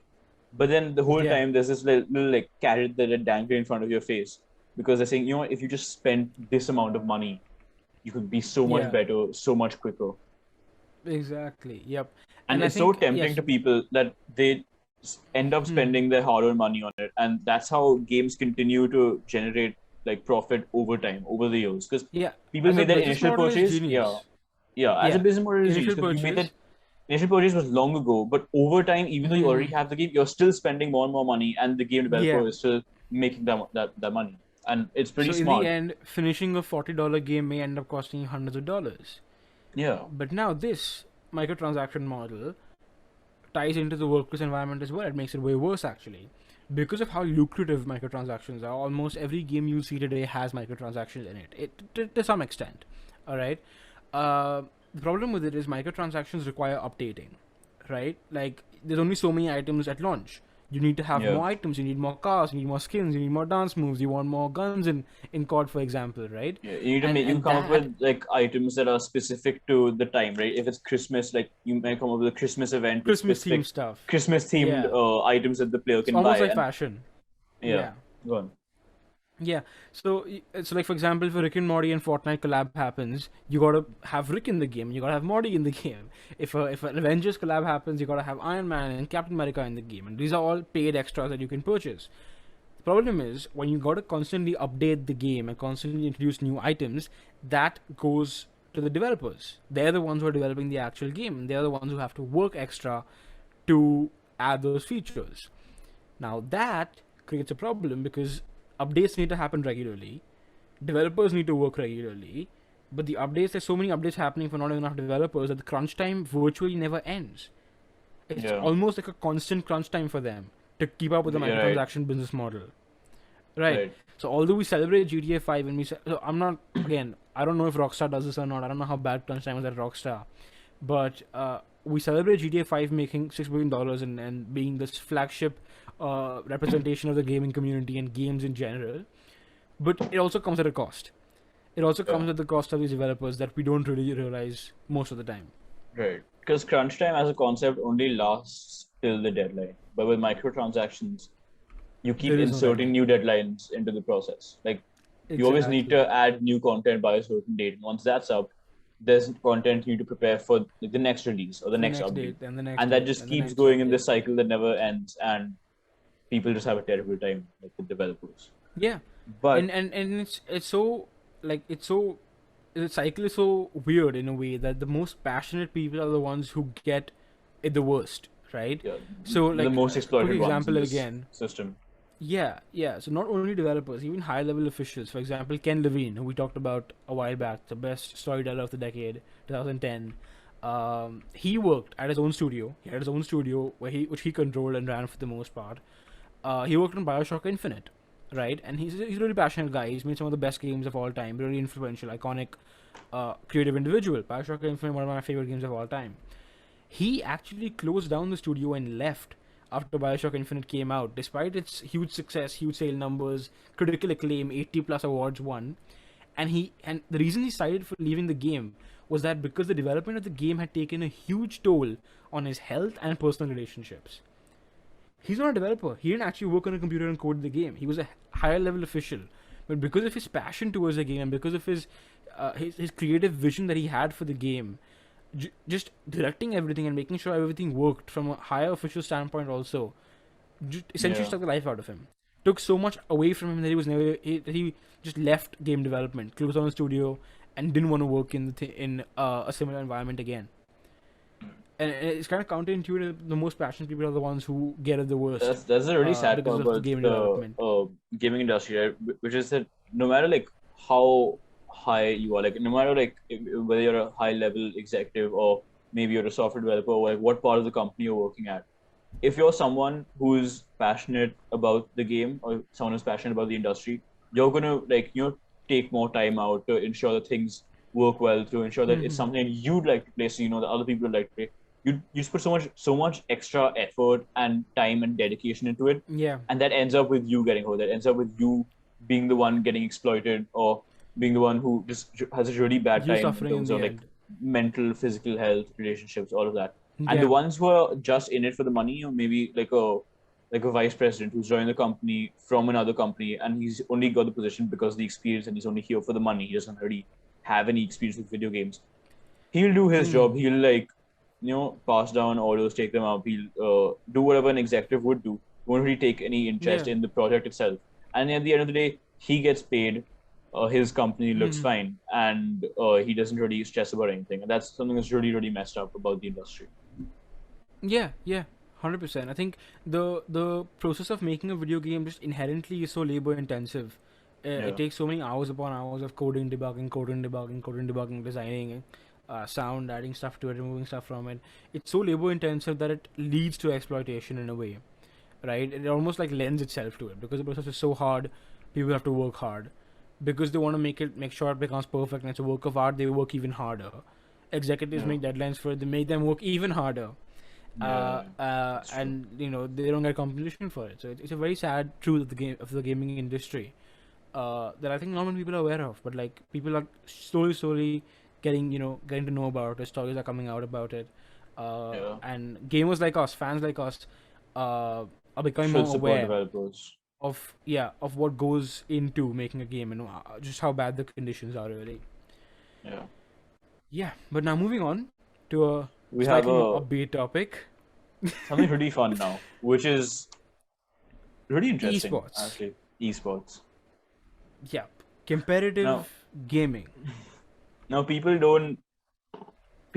most people who like aren't fans of video games don't take video games as seriously as they take sports, right? Like you look, especially like older people, like if you look at a parent, they look at they look at like football and they think, what, it keeps you like healthy, you're doing stuff, but also like more than that, they realize that it takes like hard work and dedication and passion for the sport, and they're doing something you really love, right? They take it very seriously. What they don't understand is that video games have a lot of the same aspects. It is really hard to master, get better at. You need to like really enjoy it, and also like it is very like time intensive. It takes a lot of time to get better at it, and it also has the competitive aspect that regular sports have, physical sports have.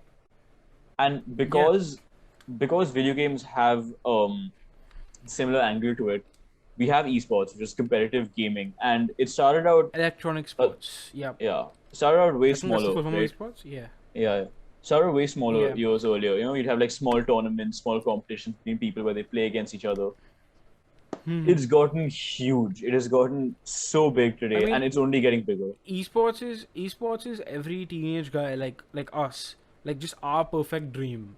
It is the dream. You are games, and you get paid to play video games. You're getting money, you're getting glory, you're winning, and you're doing it by doing something you love. It is like perfect. And like all you gotta do is convince your parents that you can make money playing video games. That's all you gotta do.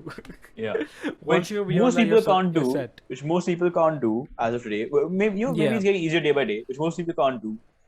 But we have this really fun example. A lot of you will have heard of him. His name is Booga. It's not his real name. His real name is Kyle. But His gamer tag is Yeah. Booga, and he is a Fortnite player. And Yep. 2 years ago, Fortnite had their World Cup, the 29 Fortnite World Cup 2019. It was at a Yep. stadium, and it was sold out, right? Like the whole Sold arena, out like stadium, it, wa- millions of it live seemed viewers. it seemed like a regular sport where you have like thousands of fans just like chanting and going Hmm. crazy at whatever's happening. But when you look down at the field, you don't see actual players. You see just like setups and booths of like Yeah. teenagers and young adults sitting at like monitors and playing with either a controller or a mouse. So Hmm. Buka participated in the Keyboard Fortnite and World mouse. Cup. Keyboard and mouse Yeah, is elite. yeah, No one yeah, plays esports with a controller. If yeah. you play Keyboard and esports mouse with is a just controller, you're not esports. Yeah, yeah. just leave. Mouse just wins. Mouse just wins. It's like in Mouse general. wins. Yeah, mouse is just Especially elite. if it's Like, like I'm sorry. especially if you're playing with especially if you're playing a shooter, you can't do Yeah, that with a controller. console gamers love you, but not the No. same. It's not the same Yeah. league. So But yeah, Fortnite World Booga. Cup 2019, Booga, Yeah. he's born in December 2002. So at the time he was 16 years old.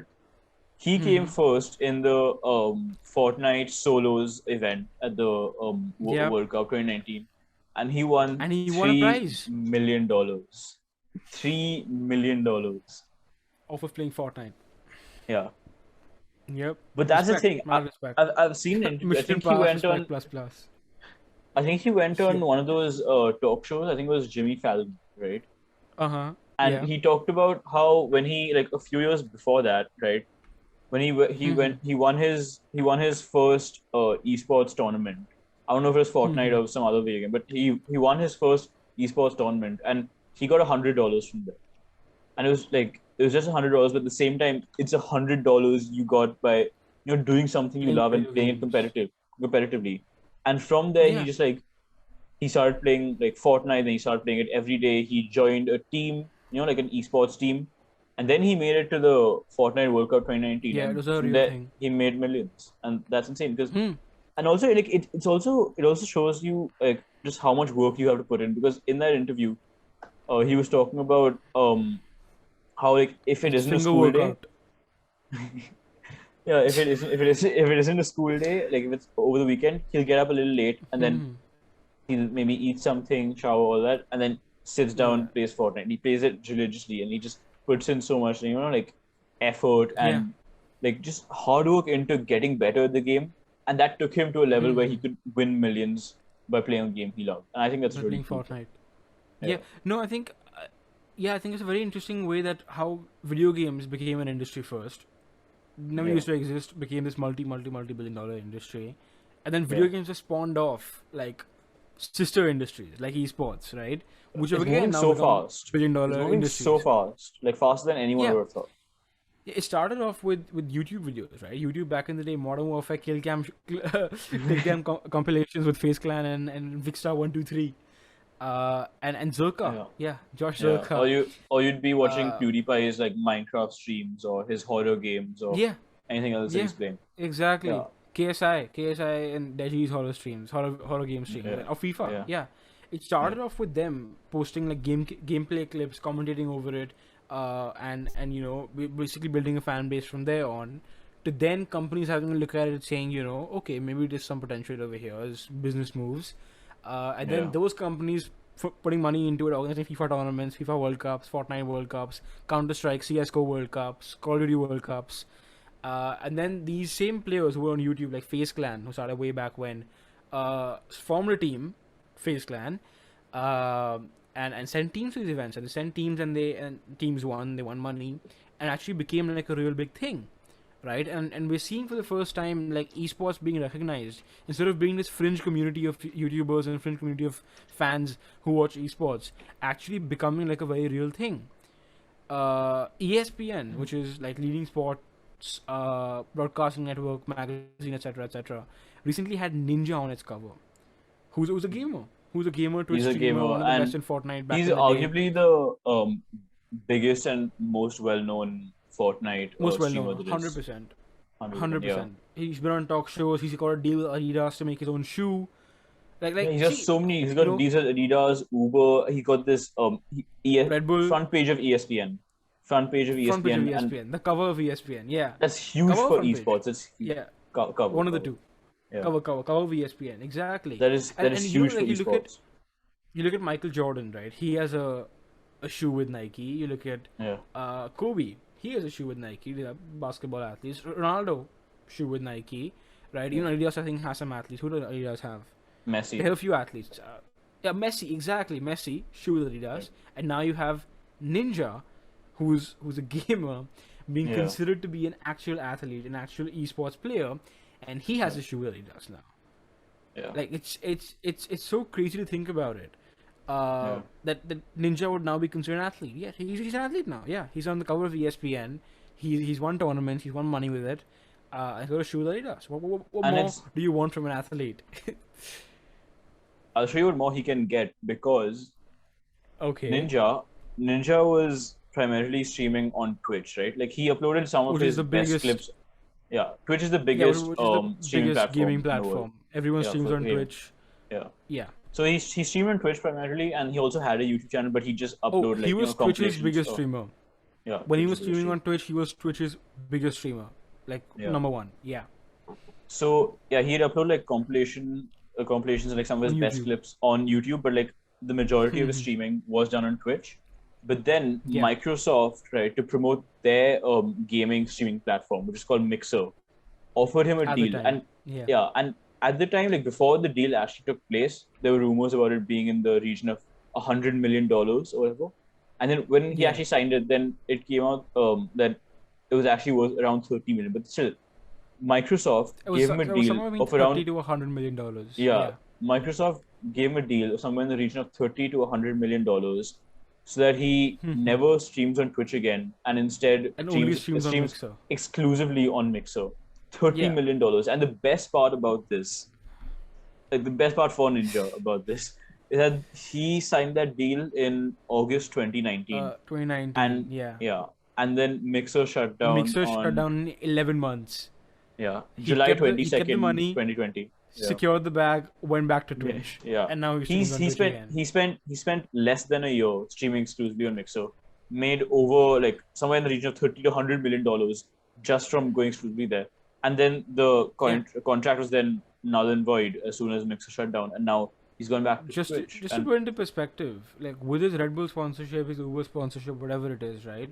With Mixer, all he had to do was go, delete his Twitch account, go to Mixer.com, make an account, and do the exact same thing. Yeah, like But like, just to do he's it on a getting up Mixer and account, doing the same work. he got paid getting- millions.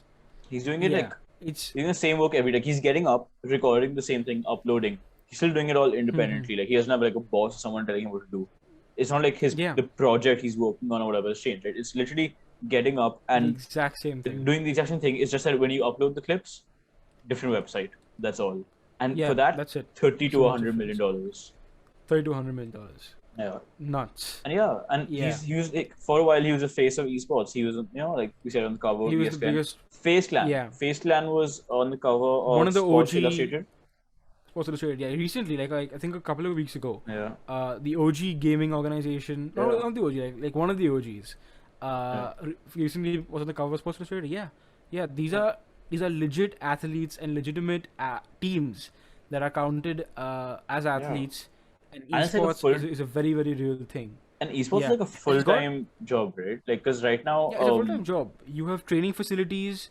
These teams invest money in training facilities where you have state-of-the-art gyms, cryotherapy areas, relaxation lounges, and then the whole like gaming setup, like a whole a big desk full of multiple is pieces, the and most high-tech, expensive, state-of-the-art setup you yeah, can the imagine. best pieces you can So get. expensive. And their players come in every morning, same as how a football player comes to his club's training field. Sit on the PC, they play for like 10-12 hours, and they practice their game. Yeah, it's a very, very legitimate thing. In fact, And it's reached full-time, a like, point right of now. mainstream acceptance. Yeah, I'm saying, where right Drake now, Face invested Clan money. have a group stage match coming up, like a CS:GO match. They have one Yeah. coming up in like around 18 hours from now. Like it's a full-time thing. This the whole year they're just doing this competition to competition. You participating can in live it. stream like the same way we live stream Formula One, you live stream football. You can live stream esports events, Yeah. and you actually got to buy subscriptions for like Disney Plus Hotstar in India is what we have, and they stream actual CS:GO and other esport events. Yeah, what I was saying though, like it's reached a point of mainstream relevancy now that Drake, arguably the biggest pop star at this time right now, has invested heavily into a gaming organization called 100 Thieves, which is like Face Clan but different. Yeah. And he invested heavily into things. He's a co-owner now. And that just shows where it's gone to. You know, Drake's not a gamer. I don't think he's big into games, but he recognizes the value in a sports team essentially. You know, like Mark Cuban owns the Dallas Mavericks. You Yeah. know, bit of a pay gap. Dallas Mavericks is worth a couple of $1 billion. But Drake owns 100 Thieves, which is, I would say, a sports team. Yeah, it's a sports team. He owns a sports team. It's so mainstream at this point that it's not even just like, okay, here Drake is investing in it and buying it now. He's a co-owner. He's doing all of that as a business venture. People are doing it like like mainstream celebrities are doing it like to participate. Like Offset, right? He's a rapper. He's one of the 3 Migos. Part of Face Clan. Yeah, now he's joined. He's a joined member of Face Clan. Yeah. Lil Yoi's joined Face Clan, I think. LeBron's son, his name is Bronny. He's joined Face Clan. Yeah, Face Clan has a lot of high-profile people. It's a very and real thing. It's just helping with their like revenue and brand, you know, as a team. Yeah, 100%. Yeah, that's esports for you. Where do you see esports going from here? Where do you? So much, dude. It's just gonna get bigger. Like, it's just gonna get bigger. It's something. Are we gonna see? I don't know. Olympics, esports Olympics. I mean, I think something like that might take a while. But I'm saying, like, even no, but think about it though. Like, imagine representing your country at esports, like in CS:GO, in CS:GO. Like literally just having like, your own setup and everything. That'd be insane. You know what I want to see though? Yeah. Like if anyone's watching right now, right? Any Bombay schools around Cathedral, let's start an inter-school esports league. Yeah. We can do CS:GO, we can do COD, we can do anything. Like any game, right? Any Bombay schools watching right now, let's start like a Bombay school esports league where all of our schools like make teams and we come and compete against each other. And it could be like a Bombay thing now. We can make it bigger later. It could be CS:GO. Like, CS:GO would make the most sense because CS:GO you can play on you can play it on like a PC, so you don't have you don't have to have a console for it. You can it's relatively lightweight and also it's relatively lightweight and it's free. So that that isn't really an issue. So I think CS:GO might be one of the best choices. So inter-school CS:GO would be like a really fun idea. Inter-school CS:GO would be so good. If anyone's watching right now from any Bombay school, please get in touch with us. Honestly, we would love to do something like this. It would be really, really cool. 100%. All right. Next topic, Star Citizen. Saksham, can you tell us what Star Citizen is? Oh God, where do they even begin? Star Citizen. Okay, Star Citizen is a myth. Is it a bird? Is it a plane? It's not real. We don't know what Star Citizen really is. Like, it's a concept. It's a futuristic concept at this point. It's a theoretical concept. It's Fugazi. It doesn't exist. But no, for real though. Will it ever exist? Will it ever exist? Will it ever exist? We don't know. We never know. We don't know. Schrodinger's cat. It's both dead and alive at the same time. We don't know what's happening with Star Citizen. Arguably one of the biggest memes in the gaming world. Yeah, I think so. Okay. Yeah, that's a pretty good way to describe Star Citizen. We have given the most apt description of Star Citizen ever. You're not gonna find a better one. The fried circus got it covered. Alright, Star Citizen, right? It's a game, but not really, right? It's an announced game. It's an announced game that was announced in 2012 by a studio run by Chris Roberts, who is a considered titan among game developers. He's made some really iconic games over time, and this is where goodwill comes in again, right? People really like Chris Roberts. Oh wait, people really liked Chris Roberts and his studio. So because of that, he started a studio and he announced a game called Star Citizen, which was originally due to come out, I think 2014. 2 years after they started their crowdfunding campaign. Yeah, exactly. It was supposed to come out 2014, 15, sometime around then. Announced in 2012, backed by, a credible guy who's made plenty of games before. What could possibly go wrong? Basically, Star Citizen started off with crowdfunding, and they crowdfunded their campaign through Kickstarter, I think, and they raised a lot of money. a lot of money. A lot of fanatic gaming fans put money into Chris Roberts' vision, and he promised them the most epic game of their lives. Alright, like Yeah. a game that's unparalleled to any other game, and that's gonna be like truly like a simulation. Like at that point, it's pretty much a real world but inside another world. Right? Yeah. At least that's the impression that I got from what I read from the previous announcements back in the day. But yeah, the game still hasn't come out. It's been We 9 are sitting years. 9 years in the future, and the game hasn't come out. What's even more concerning is the 375 fact, million. yeah, that's how much money they've raised in the 9 years since the game's announcement. It's been 9 And- years and $375 million, and they still don't have a game to show for it. And we still don't know when it might come out. Like they're saying, what, 2022? That's the latest I mean, deadline at this point, any date they give is just like it's It's even less credible. Like gaming dates are already uncredible. This is even worse. This is like even like you can't even take it as a date anymore. Like Like at this point, we difference. just like it's so late. Just like give We us a just game. ignore whenever. the date. Like we It's know just- if we they just- announce 2022, it's not coming out on that date. Like we can almost certainly say that. In fact, you It's know just what? like Fried Circuit, bold prediction. Whatever the current release date for Star Citizen is, it's probably not gonna come out on that date. We can almost No, it's not. guarantee it. Yeah, but essentially, what makes this game so crazy is that the money for the first part, right? It's funded entirely, not entirely, but for the most part by the gaming community, who believed in a game's vision as they were told, and put money towards it. But they put money where their mouth is, and it's raised the highest amount of money that any game has ever had as a budget, right.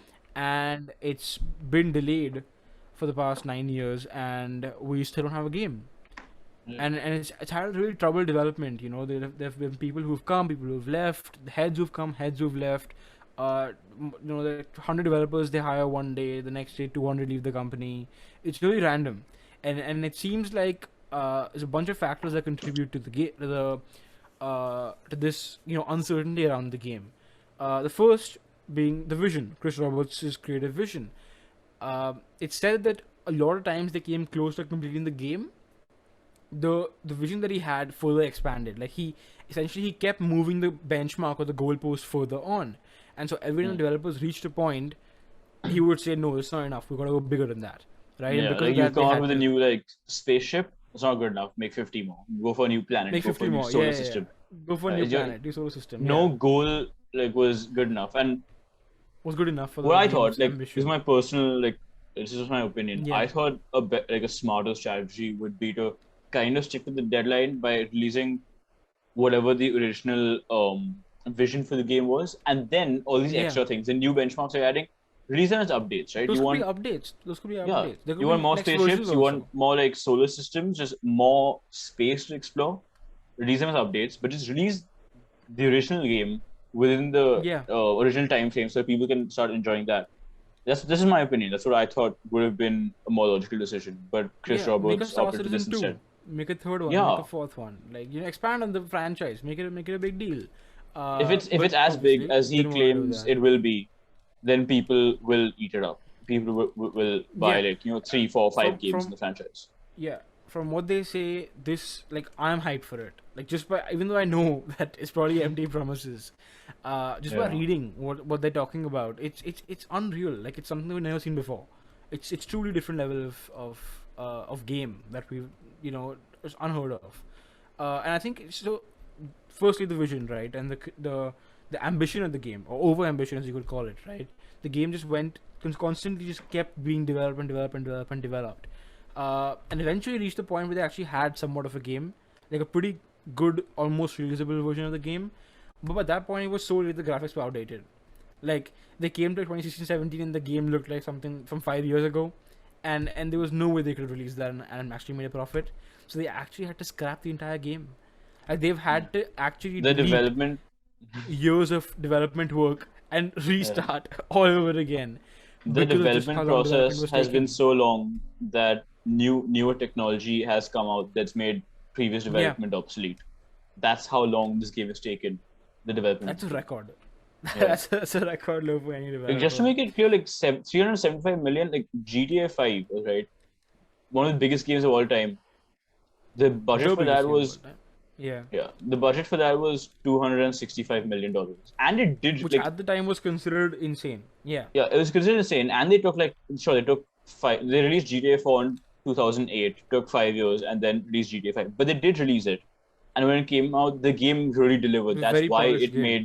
That's Yep. why it made over $1 billion in the opening weekend. That's why people still play it to this day. Right? It's a great game. Yeah. So sure, the budget was they took 5 years to make it. The budget was massive, but it ended up being worth it. There was It's something to show for it. Yeah. $375 million, 9 years of work, and no one has a game. Like there isn't Yeah. a game yet in I existence. mean, that's not entirely true. There is a beta, but it's nowhere near what the game is meant to Yeah. be. So yes, the game is not out. It's not going to be out for a while, for that matter. And yeah, so coming to the second thing, and again, this is basically speculation at this point. I've never worked for Star Citizen. I don't know what's going on. I've never met anyone who's worked for Star Citizen. Yeah. But people have also said that it was a big Ponzi scheme, and essentially Chris Roberts just used his goodwill to swindle people for money.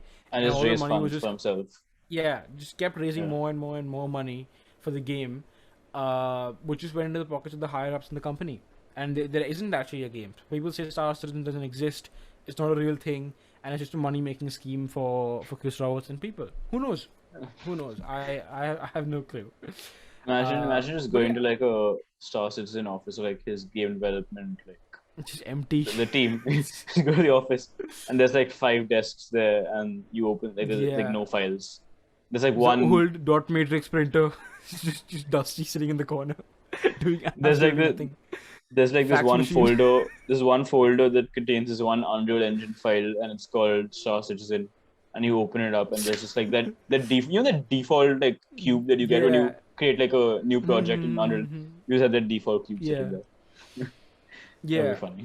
I think what makes Star Citizen incredibly sad is that it wasn't like a bank, or it wasn't a company that put money into the game. It was actual gamers Yeah. who themselves put their money because they wanted to see a new game and they wanted to see a revolutionary Again, game. it's people who like are passionate about the game or video game industry Who that are are suffering in again- this situation.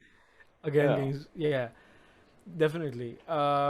Yeah, just how the gaming industry works. If you're passionate about games, it's not gonna end well for you. we're in the Shouldn't wrong, be like we're in that. the wrong lane over here. Yeah, we're seeing we're seeing a recurring theme over here. Yeah, But but- also, because of how divisive Star Citizen is, there's primarily two camps at this point. Like 9 years on, there's two camps. There's people who still believe something's gonna come, it's gonna be revolutionary, it's gonna be great, and there's skeptics again who don't think it's ever gonna be a game that's ever gonna come out. However, big update recently, I think 2020 only, or like sometime before, they released an open beta, which you can actually play if you spend more money for the game. Oh, it's like what is it? But- $1,000? Yeah, it's something like that. It's some crazy amount of money that you gotta spend So just to further able to play fund the it. game. Further It's fun. further fun the game. Yeah, essentially, if you put more money in the game, you can get a taste of a beta that has like, I don't know, 1/100th of the game's scale, or the game like what was supposed to be. You know, it's very buggy. Yeah. It's very weird. It doesn't work most of the time. If you do get it to work, you'll have like a half decent experience playing the game. But yeah, so like there is technically like a beta out now, so this you can experience a part of Star Citizen, I guess. But I don't know. I mean, I'm not rushing to play the beta anytime soon. Yeah. Yeah. What do you think about Star Citizen? Which camp would you go in? I don't I think mean, it's obviously, coming none out. of us have put money into it. Yeah. Yeah, we don't have any money. But also, like, I actually don't invested think in the it's. game. I don't think it's coming out anytime soon. Like in the 2022 thing, I don't think Yeah. it's happening. Same. I don't think And it's coming out anytime soon also- as well. Now that we're But he's got me now that we're- excited.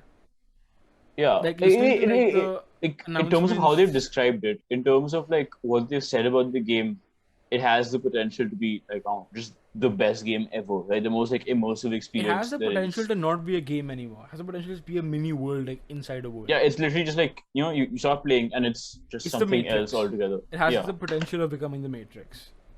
But Yeah. I mean, we don't have anything to show for it so far, so I'm just not keeping my hopes up high. And also, Yeah, I'm not gonna keep my hopes up high, 100%. since we're talking about unreleased games or games that people are hyped for and haven't been released Let's yet, go. GTA 6. GTA 5 Oh came God, back it's been so all long. the way back in 2013, and like every year, right? People are just Been 8 talking years. about the next one. Yeah, and it just hasn't come out. And now, according to some insiders, GTA 6 may be releasing in 2025. That is 12 years after the original game release. I was I'm gonna be how old? 21. I'm I gonna be was 10. 21 when GTA 6 comes out. I'm gonna be 22. I'm gonna be 22 when GTA 6 comes out. Like, I was 10 years That's old an when GTA insanely 5. long wait. I was 10 when GTA 5 came out. I've gone to like by the time GTA 6 comes out, I'll have gone from like the little rip off. I've gone from my DS to the Wii to playing like PC games to I don't know The what I'll be PS5. playing. Yeah, to whatever I'll be playing in the Yeah. next 4 years, and then GTA 6. It's actually crazy because It's actually crazy. the PS3 was out, and then the PS3 had GTA 5, and the PS4 came out, and then no new GTA came out. We had again GTA 5. That was the PS4 had latest. GTA 5 remastered. And then again PS5 still GTA 5. You have the GTA 5 has the had one three game consoles. has survived Three consoles. console generations. Like we're gonna talk about consoles. We're gonna talk about consoles in a bit as well, but a console generation is a long time. Like it's a generation, right? Just for context, the PS2 have three the of them. PS2. Yeah, just for context, the PS2, we were talking about earlier, right? The best-selling console of all time, iconic, absolutely legendary. It had three GTAs. It had, I think, San Andreas, 4 and 5. Vice City. No, San Andreas, Vice City. Yeah, it had San Andreas, Vice City, and 4. And I think correct us if we're wrong. Yeah. Yeah, don't be wrong. And then GTA 5 has had three consoles, and so that's just the exactly. difference. So like the PS2 had three GTA games come out, but like just because of how big GTA has become now and how just big the game is, GTA 5 has had three consoles. In fact, I think even when 6 comes out, just because of how big GTA 5 has become, it's like global pop culture phenomenon. It'll be the peak of the series. It's never gonna series. live up to the hype. Yeah. 5 is where no like matter how the game will peak. insane GTA 6 is, it's never going to live up to the expectations. The expectations are so high. The expectations are literally It's never going to be the game that people are playing like 8 years on. It's never going to be. No, it might end up being, but I think it's not that way. It's never going to become the game that people want right now. Yeah, because right now when you think of GTA 5, it I did the $1 billion thing in the opening weekend, but it's just so iconic. People play it like year after year, and they like never get sick of it. GTA 6 will be something so new; it just won't be something people will be like comfortable with. People will consider like as like iconic. They won't be able to compare to GTA 5. I think GTA 5 is just like the standard, and will probably be the peak of the GTA series. Yeah. I'll definitely back you on that. I mean, it's so iconic at this point that no matter what Rockstar do, they could, bring the moon. People still won't be satisfied with GTA 6 somehow. Yeah. Speaking of Rockstar, there is a Rockstar studio in Bangalore. Do you know about this, Ved? In India, there's a Rockstar Games, Rockstar India. I didn't know this until like legit a couple of days ago. Because when I thought of Rockstar again, right? I thought like Rockstar, Toronto and the rest of them. I didn't know there was Rockstar North and stuff. There's also a Ubisoft in India. Yeah, it's in Pune. Ubisoft in Bombay. Oh, Pune in Bombay? or in Bombay? There's one in Pune. I think there's Bombay also. I think there's Pune and Bombay as well. I think there's one near in Powai somewhere. I think. I might be wrong on this, but Mumbai. You know what? It's there is. It's in Powai. Yeah, exactly. Ubisoft Mumbai studio. Yeah, no, I know because I applied for an internship at Ubisoft. I applied as a video game tester, and the minimum qualifications were a graduate degree. Graduate? And I'm still in school. Undergrad. No, undergrad degree. My bad. Yeah. So minimum qualifications were like a bachelor degree, and I applied with my 10th standard board marks, and yeah, I got rejected. Pretty bad. But you need to be an undergrad. You need to hold a bachelor's degree to test video games at part-time, temporarily as an intern at Ubisoft. Yeah. Those are available, I think. Insane standards. And that was bachelor's degree required to work at Ubisoft, and I applied for it and they rejected me. No surprise there. But yeah, it's so exciting because like there's game developing studios in India now. I love the fact that gaming is taking off in India and like it's becoming like it's always like seemed so like foreign, right? It seemed as like something, you see like Silicon Valley type people, like in like those kind of offices and like those kind of clothes, like working on games. But now you have like Hawaii, it's like same city as us. You have like a Yeah, same huge thing with video us. game studio. I mean, I was like, that's a it's cool not thing really about like video here. games. It's Right? not stones throw away. It'll take us to, it's a 2-hour drive from where we live to Hawaii. But it's still the same city, and Still that's Sim City, yeah, still yeah. 100%. Still Sim City, And yeah. also that's another cool thing. Like like near the beginning of this podcast, which is like almost like what, an hour and a half ago at this point. 2 hours We were ago. yeah, we were talking about how we're talking about why we love video games. Now video games are just so different from like movies and TV shows. I think one aspect Yeah. of that is also like just how diverse video games are, because there are always going to be some movies and some TV shows that are only watched by like a specific demographic, right? Like yeah, sure, Oh you could yeah, dub it, you could dub it in different 100%. languages. You could like put I get that. subtitles It's a on it very and good all, but yeah, comparison. and like sure there are like Yeah. some TV shows that like like become like insanely popular and are global, but with video games like people all over the world, right, play video games Video like games are no matter global. like yeah, like you will Yeah. find people in like I don't know Russia playing CS:GO on the same like in the same game Yeah. online, chatting with the guy in like Mumbai who's playing CS:GO, and like it doesn't matter, right? Like It's it doesn't actually matter where that's you're a from. very very good point. I didn't think of it that way, but yeah, that's Yeah, very true because in a TV show or a movie, TV shows tend to actually be regional most of the time. You know, they have their yeah, core fans and their main audience is in a specific regional country, more to do with languages and the culture that they have in the TV show. But video games are global. Like when I play an Assassin's Creed game in Mumbai right now, yeah. I have the same experience as someone abroad playing the same game. And it's actually Exactly, incredible. Yeah, it's a and like way more you don't global even thing. and you don't even like and it's not even that like speech intensive, right? Like the language barrier is way less of an issue when it comes to video games. Yeah. Like it may be hard for someone who doesn't know English to follow along with an American sitcom, right? Even if you don't understand English and you're playing a video game in English, you will still have a fun time. You still know what to do, and you're still playing a game that Yeah, you the, really the enjoy. basics Worst the case, basics you remain can the change the same. language settings, right? But like even if you don't do Yeah. that, you will still have a really fun time, and that's a really cool Yeah, thing in about video fact, games. when you're I think that's recording a one of the TV show, for reason. example. It's one of the Huh? reasons No, it's no, go gotten on, so go big. on. I feel. Yeah. I feel like yeah, because when it comes to like when you think about It's a like global thing. Hollywood, right? When you think about like Hollywood, like movies and stuff, or you think about like American sports, like all of those have like specific demographics. Video games are just everyone all around the world, and that's one of the reasons their revenue is so high, probably. So yeah, 100%. The global market is a big contributor to why video games are hugely popular. In fact, with the decline of CDs, like we talked a while back about how CDs replace cartridges as the dominant form of like where you get your games from. But today, CD's gone. Like I don't remember the last time I had a CD, Yeah, a game on a CD. We just I download think games from the internet, from Steam, Epic Game Store, yeah, etc., I think etc. it, We I just think it get the all games from started when there. like laptops started getting rid of the CD drive.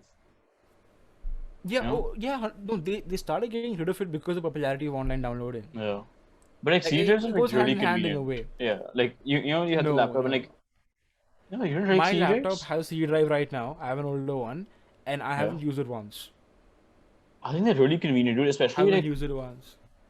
like the thing is like earlier for like equipment that you buy, like physical things, like maybe Yeah, it's a yeah, yeah. camera or some other equipment. No, no. You But like, always when's the last time you used a CD, Ved? When's the last time you used a CD? I don't have a CD. I think I have an external one, but like When's the last time you literally used a CD, Ved? When you bought a phone or a camera that came with a CD in it for the drivers or whatever, and you actually put that in your PC. no, No, CD is really I cool. Like refuse to believe it. no, I'm Yeah, a yeah. fan of the I CD like too. CDs. I've used CDs extensively before, Yeah. but obsolete now. It's gone. The era is gone. CD era is gone. I just download games now. Why would I ever Yeah, like obviously. keep a Like CD that gets you're not gonna spoiled? go and buy the Yeah. physical like the packet that the CD comes in There with is the something banner. cool about owning the physical game, That for but sure. But also like like you just practically like not press just the not button not and the CD-ROM ideal. pops out and you like take it out of the case It's and very you play. satisfying. It It's is. very satisfying. Yes, But at this but point, I just also like I no. click on like Steam or Epic Games and just click play. Yeah, yeah. It's so much more convenient. Honestly, it's just way easier. And The I only think problem with this method is like file size or like memory, because since you're not doing it on a CD, you have to store it on your computer or on a hard drive or some form of storage that is yours and not the CD's, and that's what makes yeah. it a little inconvenient. And also like the fact you have to download it, but otherwise like it's way more But convenient also not have a CD. with CDs, like the physical disc has a storage limitation. Like Warzone, Yeah, for that's example, true. could never be on a CD because it's 200 GB big. Yeah, because You couldn't fit Warzone on a CD. It'd take like 4 CDs to fit it. that's true. That's Yeah, true. so like, CDs were very well suited for like In that time when the games were a for lot that time smaller. of games when games Yeah. were that big. In fact, I Yeah. remember having like games on two different CDs where you had to put disc one, disc two, Yeah, yeah, to yeah, yeah. install the game. It's a very very common But thing. also like Um I remember because the Modern game just wouldn't fit Warfare. on one Was disc. it? I think it was Yeah, Modern Warfare. And it was only like a few GB. Like I think it was but less it had than two 10, less than discs. 5. Yeah, it was no, it was like no, I think I got it on a CD, but it was really small. It was a really small file. Like it was like Yeah, just 5 GB, 10 GB. And now the other day I go on Steam and I'm checking out Payday 2 and it's telling me the required storage space is 83 GB. yeah, exactly. Yeah, you could never The fit an in 80 GB the game on a initial CD. the initial download is 32, but I'm assuming with like maybe the DLCs and the extra stuff and Skins and like the stuff. actual Yeah. progress you make in the game, it just takes up more space. And Yeah, so I that's think I think it's good that we're getting to series now because you have these games that are more expansive and that have that take up more space, yes, but also better in a way. It's like yeah. pushing the whole space forward. So I don't mind losing series. They were cool. They lasted for a while. Yeah, But I knock miss out. them. I miss them. Yeah, I mean they aren't It's fully dead more yet. it's more The new nostalgia at consoles this have point. CD ports. Xbox Series X, They PlayStation Five do. both have CD versions that you can use. And I think this perfectly segues into hardware. I want to talk about gaming Hardware. hardware as well because we've touched on software for the most part so far. We talked about Sega and Yeah. stuff in the beginning. We're gonna come full circle over here and talk about modern gaming hardware, consoles, PCs. The console was Nintendo Switch, PlayStation 5, Xbox Series X. You got any Ved? You got any of the new consoles? None. I had the Wii and then I moved to PC gaming at like very early. Same. Had a PlayStation 3, moved to PC gaming. I wanted to get like a new console, but it's impossible. Just can't get it. You It's just it's can't so find. hard to find. It's so hard to find. As many of you know, there's a global chip shortage, semiconductor shortage, because of the pandemic, XYZ reasons, and because of that, Sony and Microsoft just can't make enough Xbox Series X and PS5s. Yeah. It's Because of just that, it's not enough for very the very hard demand. to buy it. Yeah. Yep, demand is It's way also it's up, also supply driving is prices not where there. yeah. Yeah, selling prices way up. If you want to buy like a PS5 and Xbox Series X, your best chance is the second-hand market, and because of demand, the second-hand market is charging like 4 times the price of any of them. But even though we're primarily PC gamers, right? We both owned consoles in the past. I mean, both like consoles. Like there's Not certain bad. experiences Yeah. and certain games that can be enjoyed best through a console, and we Yeah. also Like recognize the impact that consoles have had yeah. on the industry. It wouldn't be a gaming podcast. We won't be talking about video games comprehensively if we didn't cover consoles as well. Yeah. And also like Uh, there's so many like, types of games that you it's it's actually kind of like stupid to assume that there's one particular setup will be the best for every single game out there. Like sure, for a first person yeah, shooter, I prefer a keyboard and mouse over a console like any day because it's so much yeah. For an like FPS easier game, and you more would natural, get much better right? control with With a mouse because like mouse you're and a aiming keyboard. and you're moving Yes, your hand around. It makes a lot more sense. But I'm exactly. saying a game like Rocket A League, for racing game. example, Rocket League is Yep, play so Rocket difficult to League. play on You like a can't. mouse and It's keyboard, so and like hard. I struggle playing because So if hard. like we played right with our friends, we played Rocket League, and Yeah. some of them are using We both don't controllers, have controllers. Yeah. yeah, and we're struggling to play, and it's We really are hard, hooked in and the game with the controller guys. Yeah. yeah, It really and depends then on when the you talk game. about Like a like racing game yeah, or an adventure game, like Uncharted as well, is yeah, best experienced with like a controller that vibrates and a controller that you can throw stuff around with and move around like that. And like it just it makes interesting game mechanics that you won't have with a keyboard and a mouse. And because of that, we love consoles here. We love consoles. I love a lot of console games. yeah, Um, and yeah, we want to talk about how like what consoles really are because we talked about arcades in the beginning and we talked about arcades being this big commercial gaming uh, computers in a way, right? Console the exact opposite. Consoles are for your personal home. Like you personally own a console. It's your yeah, personal gaming device. You play games on it, right? And it only runs games. Like these yeah. That's the consoles are thing. specially Yeah, built to run games. They have special OS and special games, special codes that only run on the console. They can't do anything else, right? So you can't do yeah. like your Like if I web have a browsing. gaming Maybe PC, you could web if I have a, browse. you can, but that's Yeah. only possible because they've realized that consoles The are super popular and they've included it in their OS, right? So yeah. like with a gaming PC, you're calling it a gaming PC because the parts that you use to build it. and like the specs that it has are very well suited for your gaming needs, right? Whether the game's No, no. like So a pretty like gaming intensive and stuff. PC is a PC first. It's a computer. The It is a parts work computer as a first, computer, and it just but your happens to work really well for any game that happens you to might want work to play. really well with gaming. Yes, and Yeah, you're specifically like tweaking it or tailoring it towards a specific workload. That's gaming. yeah, And that's a gaming PC, right? But it yeah. can So still you do will, everything a PC can do, yeah, and it still works because as a PC. you like touch on some features, right? You like make sure it has like like a relatively high Hmm. frame rate. You make sure that its Yeah, graphics card is well equipped to handle whatever game you're playing. You it's make like sure the the storage, best you have component to enough spend money storage so that on. you can like buy Yeah, enough games, store them. That's all like well and good, but they are still PCs, and like you can still use them for anything that you would use a normal like laptop or a PC for, right? You can like yeah, Google stuff, you can like exactly. open like text editors, write stuff, Word, save files, read and write yeah, files, all of that. Video conferencing apps like calls, all of that. bunch of different It's stuff. all A possible lot of stuff you can because do. most of those things aren't possible on gaming consoles because gaming consoles are built specifically for gaming, and anything outside of gaming that is possible, like you maybe like streaming music or browsing the internet, that's only possible because Because they the but it's OS lets yeah you, because the like OS as an is like entertainment thing. specific. Yeah, like maybe you're Yeah, taking a but break in the middle of your gaming session, you want to search something, use your PS4 for that. consoles are really cool in the way that they offer.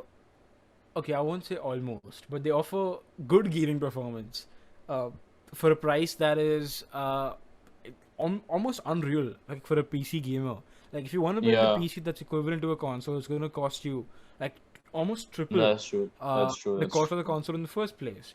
Now that makes an interesting thing because consoles then, because they're cheap price and Hmm. good performance to price ratio, become extremely popular. Right, everyone's buying a console. You want to buy a console for yourself. You buy it for Christmas for your nieces or your nephews, or Yeah, your grandma gives you a console, or your uncle yeah, gives you a console. Right, everyone's buying consoles these days because of the popularity and the mainstream consumption of consoles, like the Xbox 360, PlayStation 2, PS3, PS4, which also sold in record numbers. Um, it makes games again more mainstream. Like we wouldn't get here today if we didn't have consoles. If the Xbox 360 didn't exist back in the day, COD Modern Warfare 2 would not be what it is today. Because yeah. That's most true. people, so although the competitive players still play on PC and they do their tournaments on the PC, that's not what made COD Modern Warfare 2 the biggest game ever, or the most popular game at that time, or so iconic. It was Yeah, made iconic because everyone was playing COD. If you walked into high school back in the day, every second person you would meet would have played COD last time with their friends in a lobby. And that yeah, was only possible because they could all buy an Xbox 360 or like a console of that yeah. time. Or they could all hop onto like a PS party, like PlayStation party with their friends, or like an Yeah, Xbox game chat with their friends and play. And exactly. yeah, Exactly. And that's why consoles have been such an integral part of game development. Certain games that are targeted towards consoles, certain games you can only play on console. You can only play Halo on, the then Xbox. you can play on PC also No, because but of like like Microsoft it was built, owning yeah, both. but it was It was built built for primarily for the Xbox. Xbox. Yeah. Like Exactly. Forza a lot of Horizon, games, a lot Xbox of games are made only for like the Nintendo Switch, for example. Like a lot of the new Oh, Pokemon I completely games. forgot. Yeah. Wait, quick bit of history over here. Tangent, right? After the Wii U failed terribly, Nintendo went into a bit of a slump, right? Yeah, Financial, complete loss, right? They came up with the Switch a couple of years ago, which was a step in the right direction. It was a cool console, quite cheap, and the biggest factor of the Switch was portable. You could actually put in your bag and take it with you and play on the go with it, right? And that was very cool, right? And the Nintendo Switch has now become like a pretty popular console, and it's competing with the likes of the PS5 and the Xbox Series X, right? yeah. And like those consoles, Nintendo again has their own suite of exclusive games, Mario, Zelda, etc., etc. A Sony, lot of I the think new Pokemon releases are like exclusively for Switch Switch. exclusives. Yeah, Yeah, exactly. Yeah, if you're a big Pokemon fan, gotta buy a Switch. Sony, I think I really appreciate what Sony's done with it though. I think Sony's exclusive games are some of the best of all time. Spider-Man, Spider-Man. Last of Yeah, Us, Last of Us 2, yeah, Uncharted, the entire Uncharted series, just start to finish, right? It's really really good. Days Gone, yeah. Sony has God of War. God of War is incredible, but Sony has this knack for picking up small studios that make incredible narrative games. Most narrative games, some other games also. Uh, Gran Turismo. Gran Turismo is so good. and it's only possible because Sony as a company is willing to spend money into game studios, right? And Yeah. yeah, so that's why consoles are great. We love consoles here. But personally, Ved and I Do you uh, prefer are PC? both PC gamers. Yeah, I prefer PC for a bunch of reasons we'll get into in a bit. Uh, but yeah, we're both PC gamers for the most part. So yeah, um, coming to gaming Especially. PCs, right? Just generally talk about PCs. Explain why we're on Team PC. Okay, a lot of reasons. One is it's a lot easier to get into PC gaming than it is to get into console gaming because, like, whether or not you used a console before, you most probably have used like a laptop or like a PC before, right? So you're very like familiar with it, Hmm. and you can use like before you actually like if you can get a gaming PC like a PC that's like built for gaming separately later on. That's great and all, but Yeah. when you have your original laptop, or whatever, you can try like downloading games, trying them out on it, and that might be a fun experience. That's how a lot of people get into gaming, and that's cool. Hmm. But also, it comes down to specs. It comes down to specs a lot of the time because I think with the newest Yeah. generation of console releases that came out, right, with the Xbox Series X and the PlayStation 5, Yeah.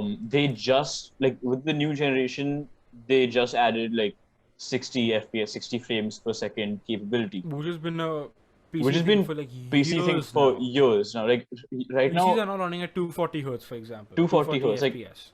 yeah, Yeah, exactly. Like pro gamers 600 and FPS all, in certain that games like CS:GO. they're trying. Yeah, like if Yeah, you see pro gamers when they're streaming, they're trying to stream on at like the 240, highest 300 frame rate FPS possible.